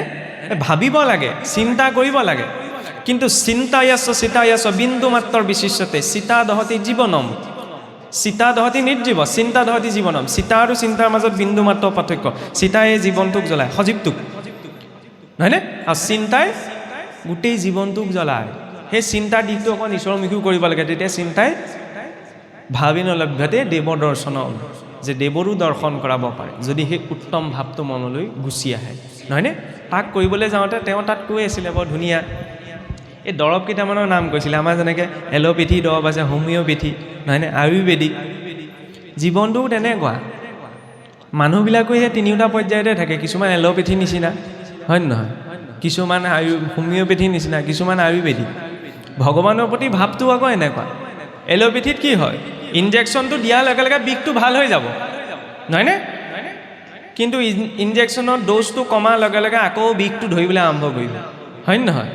সংসাৰত কিছুমান ভোগো তেনেকুৱা, লওঁতে মানে কিহে পায় আৰু, তাৰপিছত আকৌ বিষেটো ধৰে, নহয়নে? আৰু কিছুমান হোমিঅ'পেথিৰ নিচিনা। হোমিঅ'পেথিয়ে মানে খালেই কাম নকৰে, সময় লাগে। ভক্তি অকণমান হোমিঅ'পেথিৰ নিচিনা। চাকি গছ দিলেও বুলিয়ে মোৰ কামটো হৈ নাযায়, সময় লাগিব, হয়নে? সেইকণ ধৈৰ্য লাগিব। আৰু আয়ুৰ্বেদিক কি হয়? আয়ুৰ্বেদিক দৰৱটো খালে কাম কৰে নকৰে নাজানো, কিন্তু ছাইড ইফেক্টটো নিদিয়ে। ছাইড ইফেক্টটো এল'পেথিটো আছে, হয় নহয়? আৰু আপোনাৰ হোমিঅ'পেথিও ছাইড ইফেক্ট আছে, কিন্তু আয়ুৰ্বেদিক ঔষধৰ ছাইড ইফেক্ট নাই। খালে বেমাৰ ভাল হয় নহয় পিছ কথা, কিন্তু তোৰ শৰীৰত বেয়া প্ৰভাৱ নেপেলায়, হয়নে? সৎসংগ তেনেকুৱা। সৎসংগলৈ আহিছোঁ, কাম দিয়ে নিদিয়ে, আহিলোঁ গ'লোঁ, ভাল লাগিলে প্ৰসাদ খালোঁ, শুই থাকিলোঁ। পুণ্য তেতিয়া অনুভৱ হ'ব। মইতোতো আৰামত বহি আছোঁ, আপুনি এইখনৰ পৰা এতিয়া 2-3 ঘণ্টা বহি পেলাই এমুঠি খায়। আজি বাৰু এতিয়া সোনকালে এমুঠি নাখায়, ৰাতিলৈ ভাওনাও আছে নহয়। ভাওনা চাই গৈ পেলাই যদি বিচনাখন পৰিবগৈ, তেতিয়া ভাগৱত পুণ্য ভক্তি চব শুই থাকিব, থাকিব নে নাথাকে? আৰে মোৰে শুবগৈ। পাপ আৰু পুণ্য এইবিলাক মন ভাল লাগিবলৈ কোৱা কথা। পুণ্যটো লৈ গৈ ঘৰত কি কৰিবগৈ? বোলে সজাবলৈকে কামত আহিলে পুণ্য আমুকন মলম চকুচত বোলে সজাই থৈছিল, তেনেকৈ নহয়। পাপ আৰু পুণ্য সেইখিনিতো নিজৰ কৰ্মফলত আহে ন। এতিয়া চাওক, ভাগৱত ভক্তি মাৰ্গত এতিয়াতো সময়টো কম, মই মাজত এটি উপাখ্যান ক'ব বিচাৰিছোঁ। উপাখ্যানটো হৈছে আপোনাৰ সমুদ্ৰ মন্থন। সমুদ্ৰ মন্থনৰ কাহিনীটো সকলোৱে জানে ন। তাত সুন্দৰ দৰ্শন এটা আছে। ভাগৱতৰ গোটেই জীৱনটোৰ এটা পৰ্যায় বৰ্ণনা। সমুদ্ৰ মন্থন হোৱাৰ আগমুহূৰ্তত কি হৈছিল? যেতিয়া চাওক, এদিন স্বৰ্গত ইন্দ্ৰাদী দেৱতাসকলে অপেশ্বৰীসকলৰ নৃত্য উপভোগ কৰি মানে বহি আছিল। তাৰপিছত সেই ক্ৰিয়া শেষ হোৱাৰ পাছত মহাৰাজ ইন্দ্ৰ যেতিয়া স্বৰ্গৰ পৰা অন্য স্থানলৈ গমন কৰিছিল, গমন কৰোঁতে কি হ'ল, বাটতে ঋষি দুৰ্বাসাক লগ পালে। হয়নে? ঋষি দুৰ্বাসাক যেতিয়া লগ পালে, ঋষি দুৰ্বাসাই আশীৰ্বাদ ৰূপত ইন্দ্ৰক বোলে আই লক্ষ্মীয়ে দিয়া এডাল ৰুদ্ৰাক্ষৰ মালা ইন্দ্ৰক অৰ্পণা কৰিছিল। খোজকাঢ়ি গ'লে মানুহৰ ভাৱটো বেলেগ হয়, নহয়নে? আৰু ওখ গাড়ীখনত গ'লেও অকণমান ভাৱটো বেলেগ হয়, বুজি পাইছেই নহয়? ঋষি দুৰ্বাসা গৈছিল খোজকাঢ়ি, ইন্দ্ৰ গৈছে ঐৰাৱতৰ পিঠিত, হয় নে নহয়? বুজি পাইছে নহয়? অকণমান লেভেলটো বেলেগ হয় স্থানখনক লৈ। ইন্দ্ৰই যেতিয়া ভাবিলে মই স্বৰ্গৰ ৰজা, নহয়নে? গোটেই অপেশ্বৰীসকল সেইটোৱে আকৌ আসক্তি যে ইয়াত আছে নাভাবিব, স্বৰ্গতো আছে। আৰু গোটেই বিশ্ব ব্ৰহ্মাণ্ডখনৰ যিমান সুন্দৰতা ন, চব যদি একেলগ কৰা যায় তেতিয়াহ'লে স্বৰ্গৰ এগৰাকী অপেশ্বৰীৰ সুন্দৰতা হয়। তেনেকুৱা হাজাৰগৰাকী অপেশ্বৰীৰ অধিপতি কোন? স্বৰ্গাধিপতি মহাৰাজ ইন্দ্ৰ, নহয়নে? কিন্তু পৃথিৱীলৈ আহি কি হৈছিল? ঋষি গৌতমৰ পত্নী অহল্যাক দেখি বিমোহিত হৈ থাকিল। মানে কি ক'ব বিচৰা হৈছে? আসক্তি ইয়াতেই নাই, আসক্তি তাতো আছে, নহয়নে? প্ৰমোশ্যন নোপোৱাকৈ বোলে খেতিটো কৰি থকা মানুহজনে আশা আছে এইটো নহয়, প্ৰমোশ্যন পাই হাই ৰেংকিঙত থকাজনো আসক্তি আছে। তাতোতো ইন্দ্ৰৰো আছে, পিছটো নাৰে যেতিয়ালৈকে ত্যাগ নহয়। তেতিয়া ইন্দ্ৰই ভাবিলে যে মই এই মালাডাল কি কৰিম, গছৰ গুটি মালা মই পিন্ধিম, মই সোণৰ অলংকাৰ ৰূপৰ অলংকাৰ পিন্ধি আছোঁ, ইয়াৰ মোক কি দৰকাৰ? ল'লে আৰু দিছেতো নলওঁ বুলি ক'ব নোৱাৰে ন। ঐৰাৱতক দি দিলে।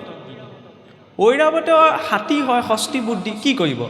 মালাডাল সোঁডালে ঘূৰাই পেলাই লাহেকৈ পেলাই গচকি দিলে। তেতিয়া ঋষি দুৰ্বাসাক খং উঠিলে, হয়নে?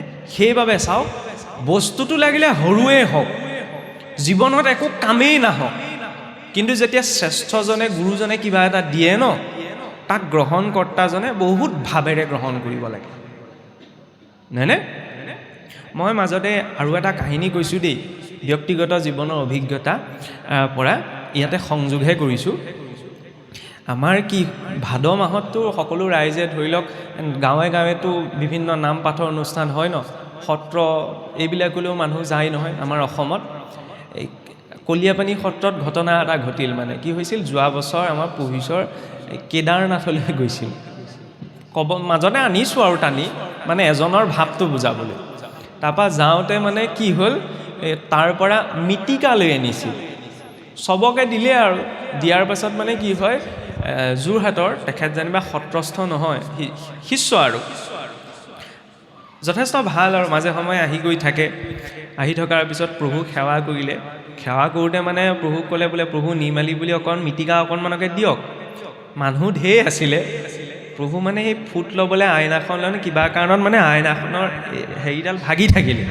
সেইদিনা আকৌ কি কৰিলে, আইনাখনৰ মানে পিলাৰটোত ৰৈ থাকক বুলি এই শিলগুটি এটা মানে কোনোবা এজনে গৈ থৈ দিলেগৈ। থলেও থলে ভগা শিলগুটি থলেগৈ।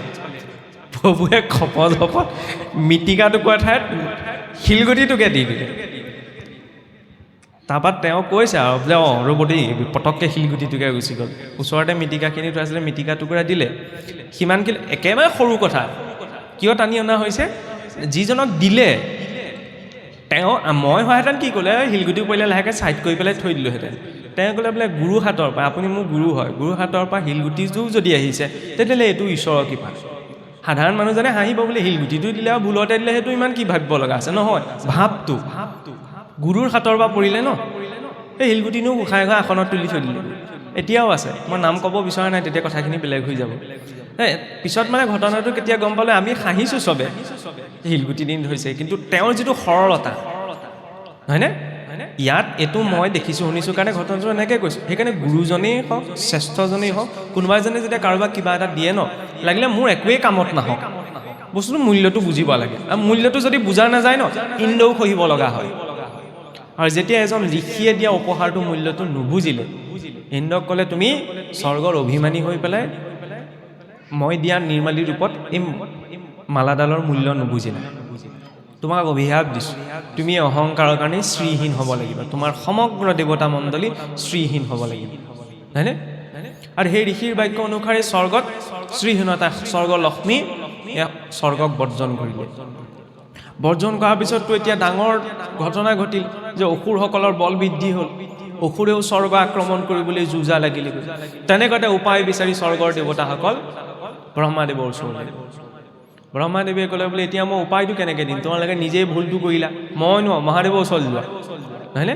তাতো ৰেংকিং আমি ইয়াতহে একদম চিধাই যোৱাৰ কথা পাতোঁ উচ্চ লোকত ঋষিসকলেও এটা ষ্টেপ ৱাইজহে যায় আমাৰ কিছুসকলে চিধাই জখলাটো বনাই আকৌ একদম ডাইৰেক্ট আৰে ডাইৰেক্ট নহয় MLA জনৰ ওচৰলৈ যাওঁতেও ডাইৰেক্ট যাব নোৱাৰে জগতৰ ঈশ্বৰ হয় নহয় এটা পৰ্যায় সাপেক্ষে যাব পাৰি এতিয়া ইয়াৰ পাছত কি হ'ল মহাদেৱৰ ওচৰত যেতিয়া গ'লগৈ তেতিয়া মহাদেৱে ক'লে বোলে উপায়টো বোলে প্ৰভুহে দিব পাৰিব কাৰণ মহাদেৱ আকৌ বৈষ্ণৱসকলৰ ভিতৰত প্ৰধান হয় বৈষ্ণৱানাম যথাসম্ভৱ নহয়নে সেইকাৰণে মহাদেৱৰ নামত পাৰিলে ভাংকণ খাব নোৱাৰিলে ভাল আমাৰ সমাজত প্ৰচলন হৈ থাকে যে তেওঁ বৈষ্ণৱ হয় নহয়নে শিৱ বিষ্ণুৰ মাজত কোনো ভেদ নাই ইয়াৰ পিছত মহাদেৱে ক'লে বোলে আমি নাৰায়ণৰ ওচৰলৈ যাওঁ কাৰণ সকলো আৰাধনাৰ ভিতৰত শ্ৰেষ্ঠ আৰাধনা কাৰ আৰাধনা নাম সৰ্বেশাম বিষ্ণু আৰাধনাম পৰম কোনে কৈছে স্বয়ং মহাদেৱে কৈছে যেতিয়া নাৰায়ণৰ ওচৰত গৈ উপস্থিত হ'লগৈ ন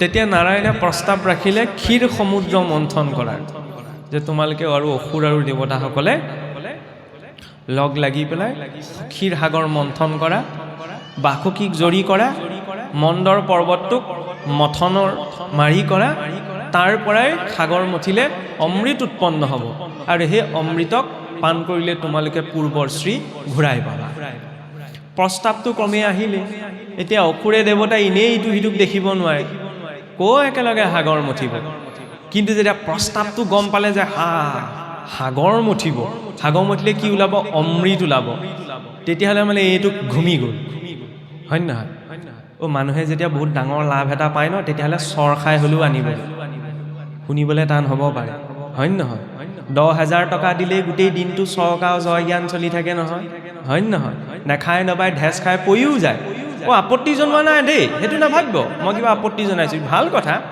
আৰে পইচা পাইছে সেইকাৰণে গৈছে হয় নহয় 10,000 টকা পাওঁতেই যেতিয়া চৰকাৰৰ জয় জ্ঞান হ'ব পাৰে গোটেই দিনটো নোখোৱা নোবোৱাকৈ থাকিব পাৰে তেতিয়াহ'লে ঈশ্বৰে জীৱনৰ প্ৰতিটো উশাহ নিশাহ দি আছে নহয় জীৱনটো দিছে নহয় পৰিয়ালটো দিছে নহয় সমাজখন দিছে নহয় তেওঁ নামটো কওঁতে আগত জয় গান নহয় কেলে তেওঁ নামটো ওলোৱা সময়ত আকৌ লাজ লাগে বিৰম্বনা সেইখিনিতে পুৱা গধূলা ডাঙৰকৈ ঈশ্বৰৰ নামটো ল'বলৈ লাজ লাগে লাজ নহয় কৃপণ মস্ত কৃপণ তেনেকুৱা কৃপণ আজিলৈকে পৃথিৱীত হোৱা নাই অসুৰবিলাকো ইমান কৃপণ নাছিল যদিও ইমান অত্যাচাৰ অহংকাৰ কৰিলে নিজৰ ইষ্টদেৱৰ উপাসনা কাহানিও এৰি নিদিলে আমাৰ আকৌ পুৱা গধূলা প্ৰাৰ্থনাটো কৰিবলৈও লাজ লাগে কেতিয়াবা প্ৰাৰ্থনা কৰিবলৈ আকৌ জানিবও লাগিব সেইটোও ডাঙৰ কথা হয় নহয় গীতা ভাগৱত এইভাগ আমি চিনি পাওঁ সমাজত আমাৰ ভকতসকলে চলাই আছে কাৰণে হয় নহয় এনেই সাধাৰণ মানুহ এজনক সোধকগৈচোন ভক্তি ৰত্নাকৰ দেখিছা ভক্তি ৰত্নাৱলী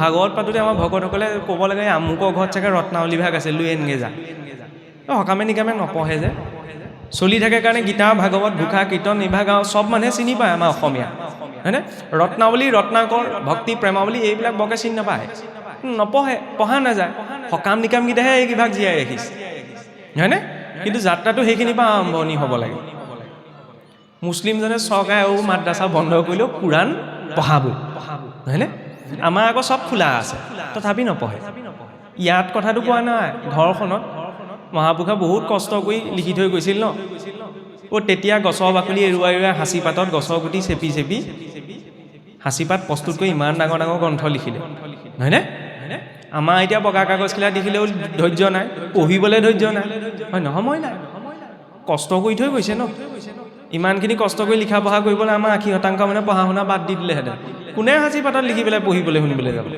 তাৰ মাজতো দুই এজন ওলাব পাৰে সেইটো মই ক'বলৈ যোৱা নাই ত্যাগৰ মূল্যটো বুজিব লাগে নহয়নে এতিয়া এনেই এটা কথা কওকচোন, ভাগৱত ভাগ অসমীয়ালৈ কোনে অনুবাদ কৰিলে বাৰু? আমাৰ যে ভাগৱত ভাগ, এই ভাগৱত ভাগ যে পাঠ যে কৰি আছে, অসমীয়ালৈ অনুবাদ কোনে কৰিছিলে বাৰু? মহাপুৰুষ শংকৰদেৱ, নহয়নে? ভাবেনে নাভাবে? কি ভাবে? কোনে লিখিছিলে বাৰু অসমীয়ালৈ? ককাসকলে কিবা ক'ব নি? অসমীয়ালৈ ভাগৱত ভাগ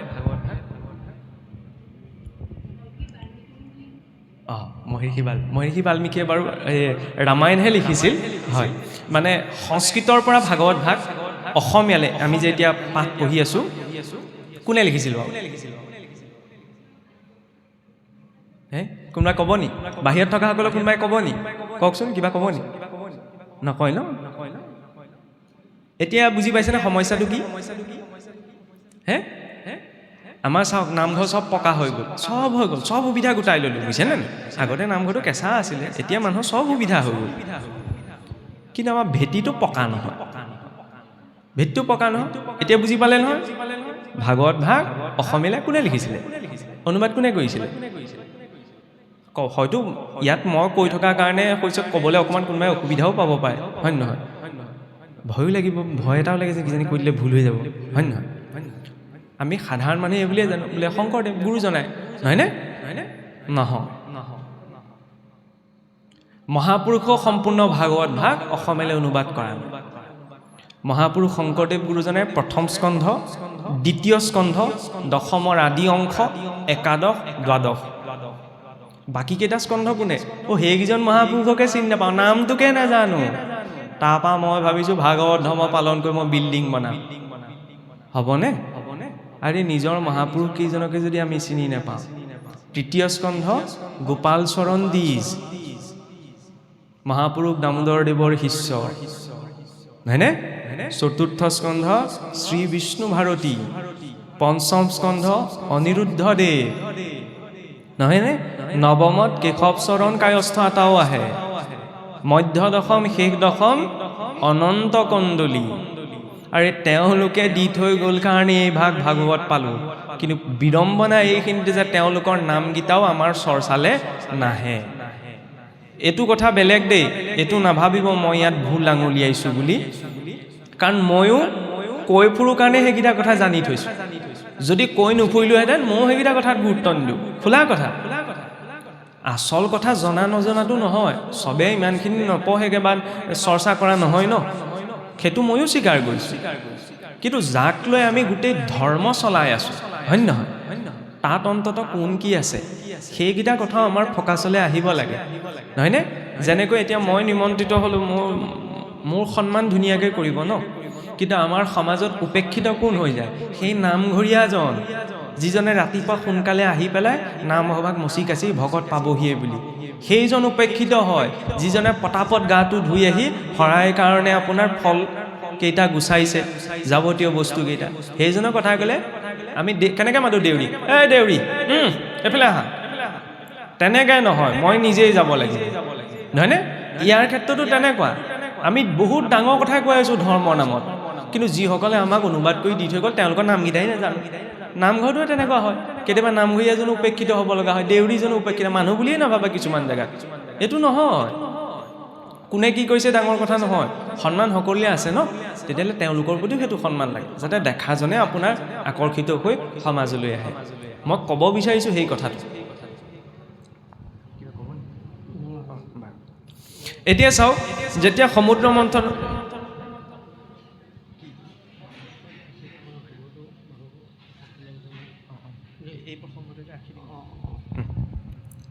এতিয়া তাৰপিছতে কি হ'ল, সমুদ্ৰ মন্থন কৰিবলৈ গ'ল, প্ৰস্তাৱটো লৈ অসুৰবিলাককো ক'লেগৈ বোলে সাগৰ মন্থন আহা একেলগে কওঁ, বোলে আমি নকওঁ, দেৱতাৰ লগত, দেৱতাৰ নামেই নুশুনো, এই বোলে কৰিব লাগিব।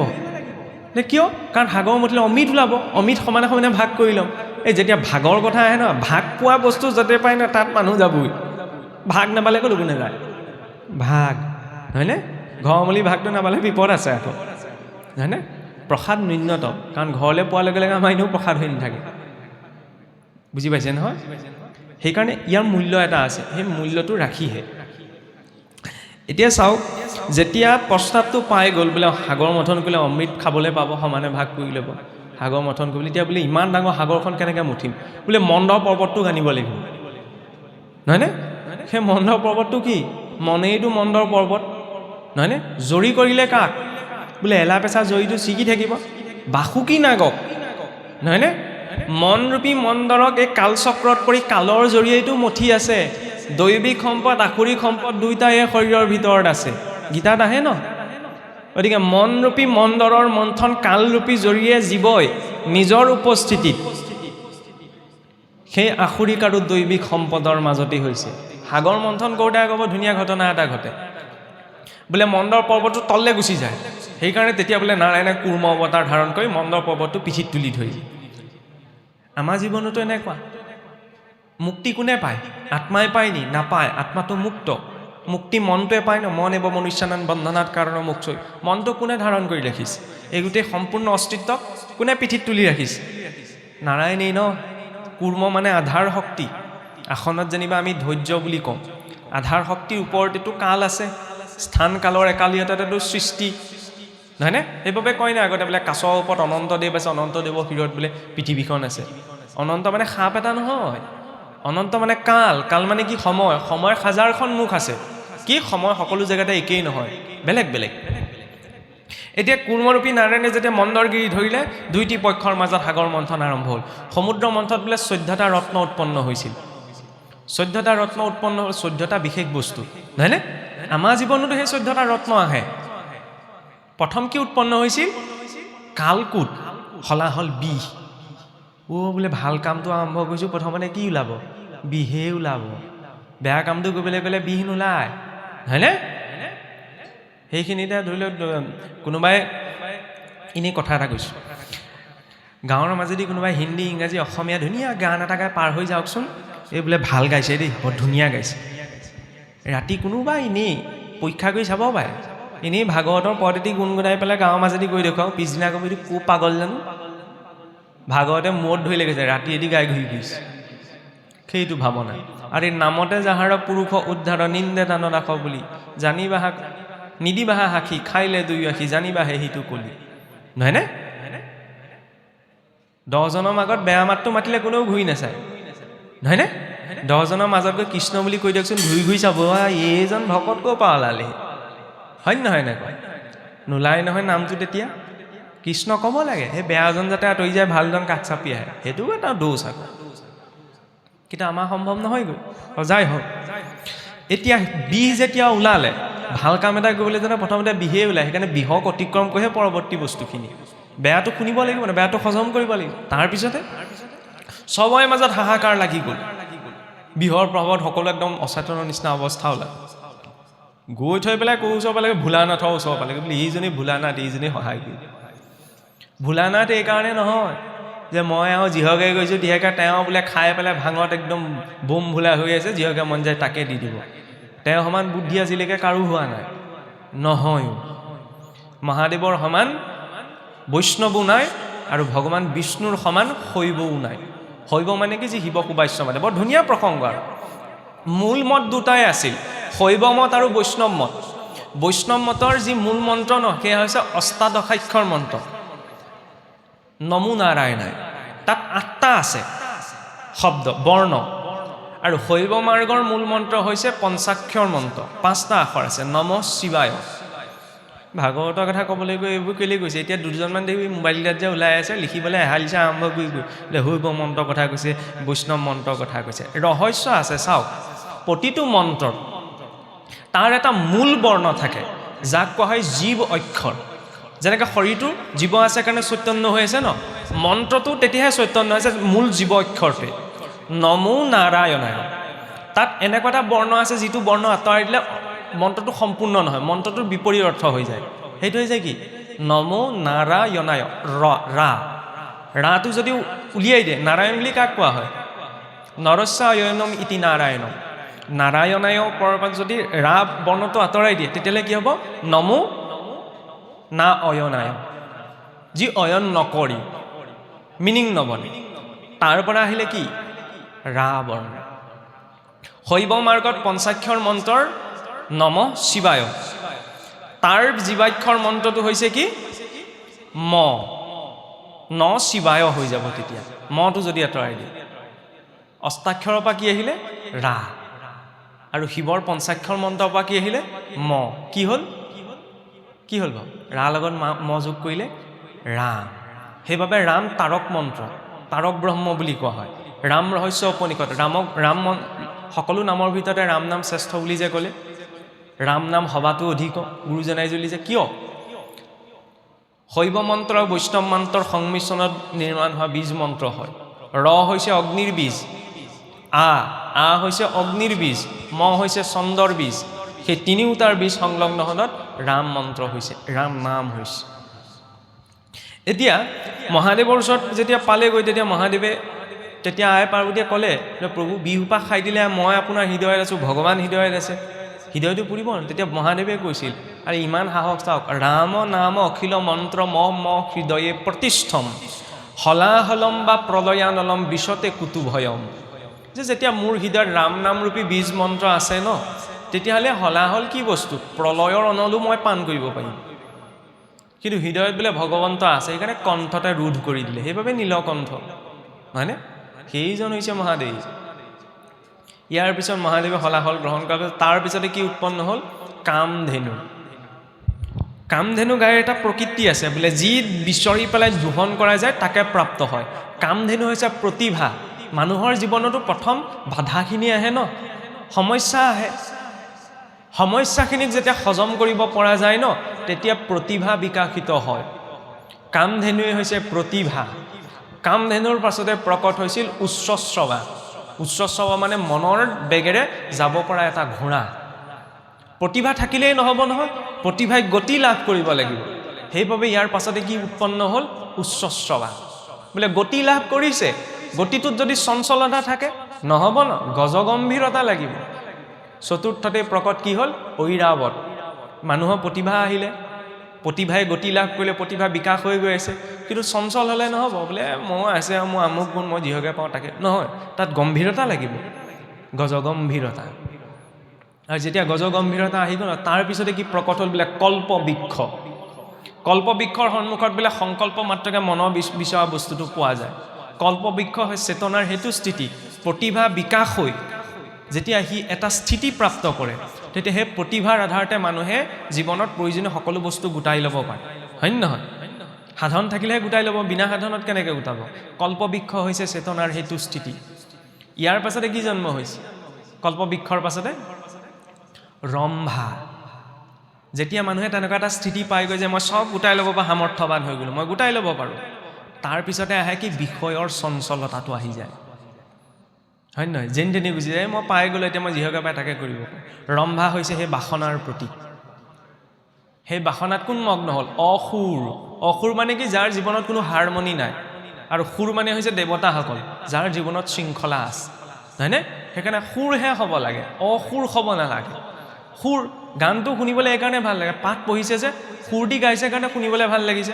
কবিতা গোৱা দি মই গাই থকা দি সুৰ ভাল লাগিব জানো নালাগে সেইকাৰণে জীৱনতো এটা সুৰ লাগে এতিয়া চাওক যেতিয়া সেই ৰম্ভাক অতিক্ৰম কৰিছে তাৰ পিছতে প্ৰকট হৈছে লক্ষ্মী ঐশ্বৰ্যৰ গৰাকী যেতিয়া মানুহে প্ৰতিভা পোৱাৰ পিছত সামৰ্থ্য অহাৰ পাছত নিজৰ বাসনাবিলাক সংযম কৰিব পাৰে ন তেতিয়াৰ আগমন ঘটে লক্ষ্মী মানে টকা পইচা কেইটাই নহয় লক্ষ্মী মানে হৈছে নিৰহংকাৰ ভাৱ আৰু জগতৰ ঈশ্বৰৰ চৰণত ধৰি বহি আছে ফটোকপি মাৰোঁতে ক'ব পাৰিলেহেঁতেন ৰ'বচোন মই থিয় হৈ দিওঁ সমানে মই কিন্তু দিলোঁহেঁতেন হয় নহয় ফটোকপি মই ভৰিত ধৰি কেলৈ বহি থাকিম লক্ষ্মী কেৱল স্বচ্ছতাতেই বাস নকৰে লক্ষ্মী য'ত নিৰহংকাৰ থাকে ন তাত বাস কৰে সেই নিৰহংকাৰ প্ৰতীক হৈছে লক্ষ্মী সেই স্থিতিটো যেতিয়া জীৱনলৈ আহে তাৰপিছতে এণ্ট্ৰি মাৰে কোনে বাৰুণী সুৰা ইয়াৰ পিছতে জন্ম হৈছে বোলে বাৰুণী সুৰা অসুৰৰ পৰা খাই মাতাল হৈ গ'ল লক্ষ্মী আহিলে সেইটো পৰিমাণো বাঢ়িবলৈ লয় নাই আগতেতো ধৰি লওক গোন্ধ ওলোৱা খাইছিল এতিয়া আৰু দৰমহা বাঢ়ি গ'লে গোন্ধ ওলোৱা আহে হয় নহয় খাই পেলাই থন মটন পৰা বহি থাকিলে গমেই নাপায় এই বোলে আজিকালি ধৰিবই নোৱাৰি অকণমান খালে হয় নহয় কৃষ্ণ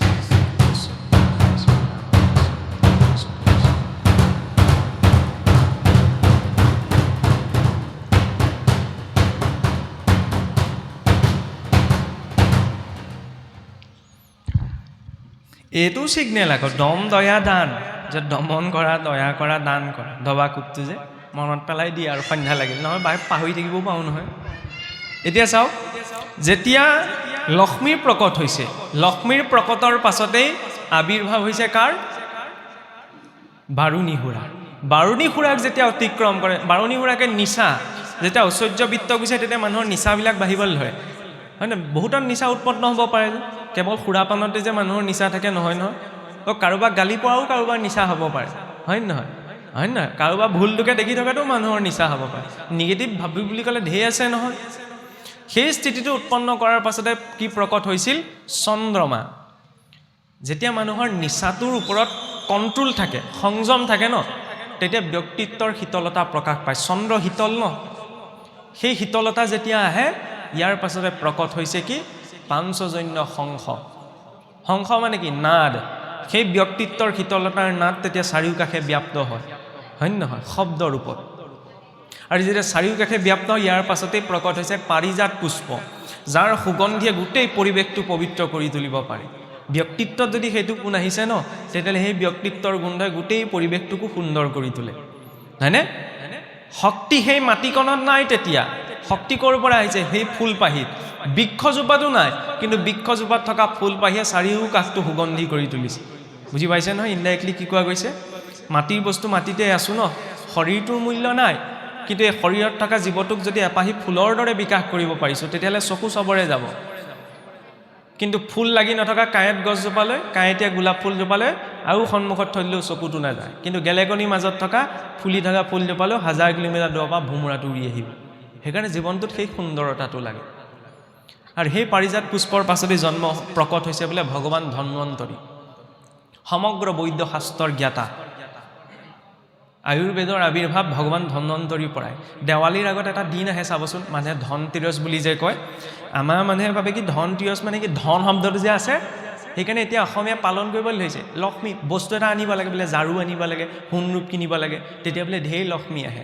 মানে ধন শব্দটো দেখিলে কাৰণে তেনেকুৱা এটা বনায়েই ল'লে নাৰায়ণ নাহিলেও হ'ব মুঠতে লক্ষ্মী আহিব লাগে কোনোবাই কৰিছে তাৰ আপত্তি জনোৱা নাই ধনতেৰছ ভগৱান ধন্বন্তৰী আবিৰ্ভাৱৰ দিন লক্ষ্মীৰ সৈতে জড়িত দিন নহয় আৰু সেই ধন্বন্তৰী সেই জীৱনৰ সেই চেতনাৰ স্তৰটোৰ প্ৰতীক যিটো স্তৰত সমগ্ৰ ঔষধি মানে কি কিবা এটা ৰোগত পৰিলে চিকিৎসা কৰিব পৰা ক্ষমতা ন ৰোগ প্ৰতিৰোধ ক্ষমতাযুক্ত এটা পদাৰ্থ চেতনাৰো তেনেকুৱা এটা স্থিতি প্ৰাপ্ত কৰে জীৱনত পোৱা যিমানবিলাক ৰোগ আছে ভৱৰোগটো এটা বেমাৰ নহয় ঔষধ ক'ত আছে ধন্বন্তৰীৰ হাতত সেই ধন্বন্তৰী কোন স্বয়ং পৰমাত্মাইতো ধন্বন্তৰী সেই পৰমাত্মাইতো মোৰ ভিতৰত আছে ন খালি সেই ব্যক্তিত্বৰ শীতলতা শংখ নিনাদ প্ৰকাশৰ জৰিয়তে সেই স্থিতিটো প্ৰাপ্ত কৰিব লাগিব তাৰ পিছত অমৃতকো অমৃত মানে কি খোৱা বস্তু এটা নি লীলাত তেনেকৈ দেখুওৱা হৈছে বোলে খোৱা বস্তু এটা অসুৰক খাবলৈ দিলে দেৱতাক খাবলৈ দিলে ঈশ্বৰৰ পক্ষপাতিত্ব নাই কৰা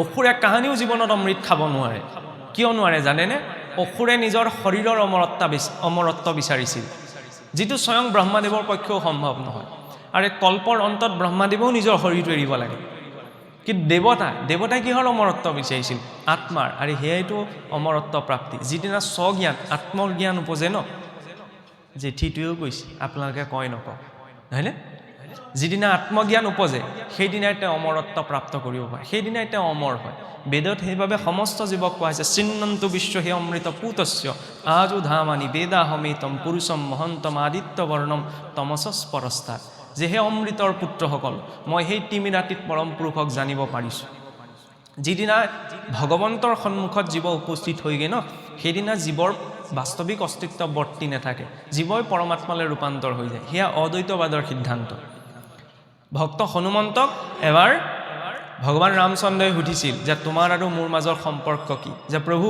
সেৱক ভাৱন মই আপোনাৰ দাস জীৱৰূপত মই আপোনাৰ অংশ আৰু তত্ত্বৰূপত আপুনিয়ে ময়েই আপুনি সেয়াই ন একে মিলিলে কি হয় দুই হয় একৰ লগত এক মিলিলে বিবাহ হয় আৰু একৰ লগত এক মিলিলে একেই হৈ থাকে সেইটো অদ্বৈতবাদৰ সিদ্ধান্ত শ্লোকাৰ্ধেন প্ৰবক্সামি যদুক্তম গ্ৰন্থ কৌটিভি যে মাত্ৰ আধা শ্লোকে মই এই কথা কৈছোঁ যে 1000 কোটি গ্ৰন্থই কি ক'ব পাৰে 1000 কোটি গ্ৰন্থৰ সাৰ মাত্ৰ আধা শ্লোকত কোৱা হৈছে কি বুলি ব্ৰহ্ম সত্য জগত মিথ্যা ব্ৰহ্মহে সত্য জগতখন মিথ্যা যাৰ সম্পূৰ্ণ সঁচাও নহয় সম্পূৰ্ণ মিছাও নহয় জীৱ ব্ৰহ্মইব কেৱলম আৰু জীৱই সেই ব্ৰহ্ম সেইবাবেতো জীৱ বেদততো অহং শব্দৰ পৰা আমিতো অহংকাৰক এৰিবলৈ লাগি থাকোঁ, অহংকাৰ কোনো এৰিব নোৱাৰে। অহংকাৰৰ পৰা সৃষ্টি হৈছে ত্ৰিবিধ অহংকাৰ। বেদত কৈছে অহং ব্ৰহ্মস্মৈ। পৰীক্ষিতেও 7 দিন ভাগৱত শুনাৰ পাছত কি ক'লেগৈ? মই পৰমাত্মা তই নাহিকে সংশয়, বোলে ময়ে পৰমাত্মা, ইয়াত মোৰ শংকা নাই। নিজকে পৰমাত্মা বুলি কৈছে। সেইটো ব্যৱহাৰত সম্ভৱ নহয়, সেইটো অনুভৱত। ব্যৱহাৰত দ্বৈতভাৱেই থাকে যে জীৱাত্মাও বেলেগ পৰমাত্মাও বেলেগ, কিন্তু অনুভৱৰ স্তৰত জীৱাত্মা আৰু পৰমাত্মা এক হৈ যায়। জুইৰ পৰা উফৰি অহা ফিৰিঙতিটো বেলেগ, নহয়নে? ফিৰিঙতিটো কেতিয়ালৈকে বেলেগ? যিদিনালৈকে ফিৰিঙতিতে শুকান বনডৰা পোৱা নাই। যেই ফিৰিঙতিতে শুকান বনডৰা পাই গ'ল, সেইদিনা সেই জুইকুৰা আৰু ফিৰিঙতিটোৰ মাজত পাৰ্থক্য নাথাকিল। ফিৰিঙতিটো কি হৈ গ'ল? জুইকুৰা হৈ গ'ল। যিদিনা ব্ৰহ্মপ্ৰাপ্তি হয় ন, সেইদিনা জীৱ বুলি বেলেগকৈ অস্তিত্ব বৰ্তি নাথাকে, তেওঁ পৰমাত্মাই হৈ থাকে। সেইকাৰণে কৈছে সৰ্বম খলু ইদং ব্ৰহ্ম, যে সমস্তই ব্ৰহ্ম। খালি অনুভৱ নাই হোৱা কিয়? অনুভৱ কিয় নাই হোৱা জানেনে?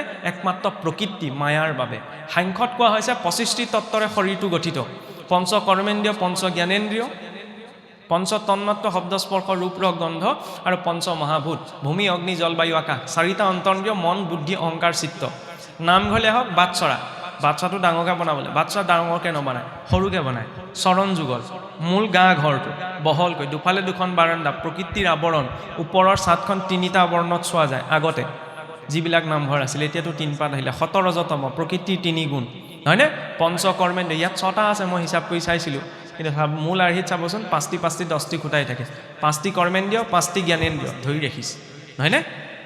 হৃদয়ৰূপী নাম গৃহ, মণিকূট ভাগ, দক্ষিণ কূলৰ পৰা উত্তৰ কূললৈ গতি, নিষ্ক্ৰিয় ৰূপত নিৰপেক্ষ ৰূপত তাত 7খলপীয়া আসন, জীৱনৰ 7টা স্তৰ, মূলাধাৰ, স্বাধিষ্ঠান, মণিপুৰ, অনাহত, বিশুদ্ধি, আজ্ঞা, সহস্ৰাৰ, 7টি চক্ৰৰ ওপৰত ভগৱন্তৰ স্থান। মই নিজকে জীৱাত্মা ভাবি এখনত কাম ক্ৰোধ লোভ মোহ মাজত মনটো, তাৰ ওপৰত জীৱ বহিব। ব্ৰহ্মৰ এখন সন্মুখত যিখন আসন পাৰিলৈ গৈছে, এইখন উপ আসন। উপ আসনৰ পৰা আছে উপাসনা।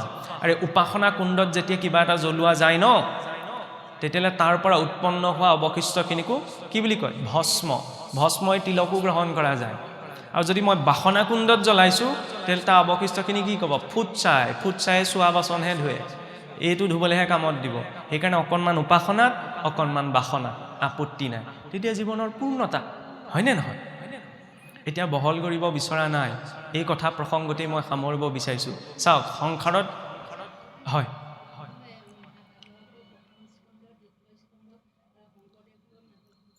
হয়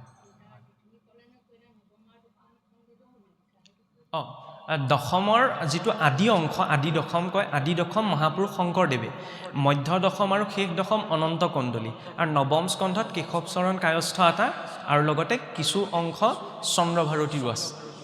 চন্দ্ৰভাৰতী তেখেতলোকে নৱম, সেইটোৱে কৈছে, নৱমত কেশৱচৰণ কায়স্থ এটা আৰু চন্দ্ৰভাৰতী 2জনৰ আছে, আৰু মধ্য দশম আৰু শেষ দশমত অনন্ত কণ্ডলী, আদি দশম মহাপুৰুষ শংকৰদেৱ। এতিয়া চাওক, 24টি তত্ত্ব হৈ গ'ল, তাৰ মাজত সাংখ্যই আৰু 2টি তত্ত্ব যোগ কৰিলে, প্ৰকৃতি আৰু পুৰুষ। পুৰুষ মানে মতা মানুহ নহয়, ইয়াত পুৰুষ মানে হৈছে জীৱ বা আত্মা। আত্মাটো নিৰ্লিপ্ত, কোনো গুণ দুখে নোচোৱে। তেতিয়াহ'লে আত্মা কিয় বদ্ধ হৈ আছে? কাৰণ আত্মাটোৱে চাই থাকোঁতে চিনেমাখনত সোমাই গ'ল। চিনেমাখন, চিৰিয়েল বুলি ক'লে আগলৈ বেছিকৈ বুজি পাব ন। চিৰিয়েলখন যেতিয়া চাই থকা যায়, বেয়াকৈ একো নকওঁ, চিন্তা নকৰিব, কেতিয়াবা কৈ দিয়া যায় বেয়াকৈ এনেকুৱা স্থানৰ পৰা, তেতিয়া শুনাসকলে বেয়া পায়, বেয়া কথা নাই। চাওক, পজিটিভকৈ লওক।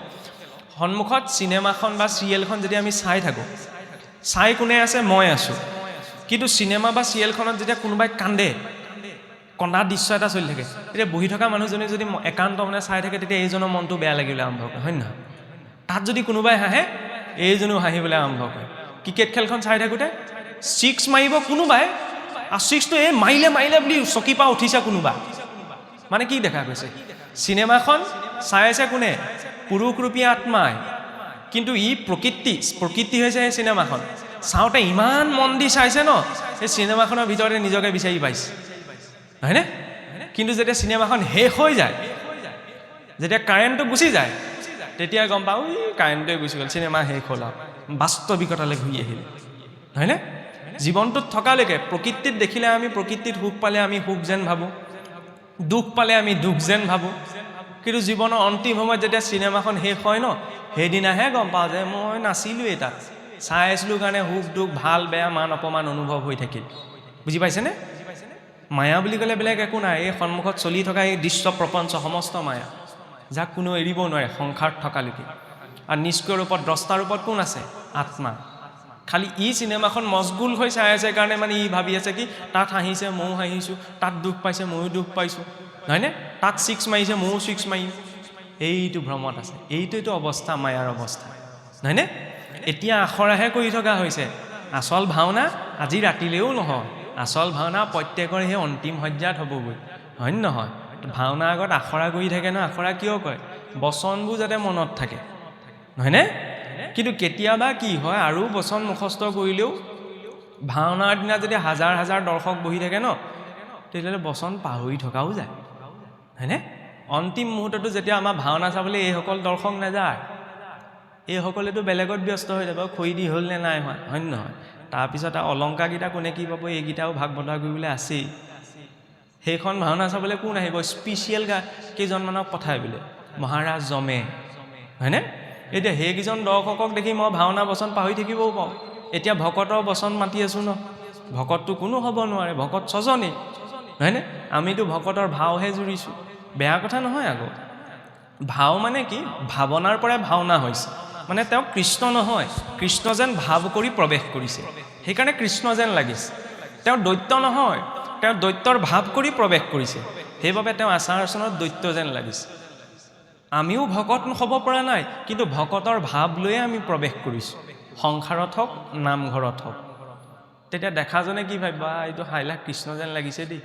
এতিয়া ভকতক দেখি ঈশ্বৰে ভাবিব যে হয় দেই, ভকত যেনেই লাগিছে, কিজানি তেনেকৈও তৰি যাওঁ, হয় নহয়? অন্তিম সময়ত সেইকাৰণে কি, যেতিয়া চাবলৈ আহিব তেতিয়া যাতে ঈশ্বৰৰ চিন্তাটো পাহৰি নাথাকোঁ। মহাৰাজ ভৰতে পাহৰি থাকিছিল, আমাৰ যাতে সেইটো নহয়, সেইকাৰণে মনত পেলাই দিলে যে অন্তিম সময়ত যাতে ঈশ্বৰৰ চিন্তন হয় ন, সেইবাবে ইমানখিনি চিন্তনৰ ব্যৱস্থা, যাতে খাওঁতে উঠোতে উঠোতে সকলো পৰ্যায়ৰ জৰিয়তে ঈশ্বৰ চিন্তনটো মনত বৰ্তি থাকে।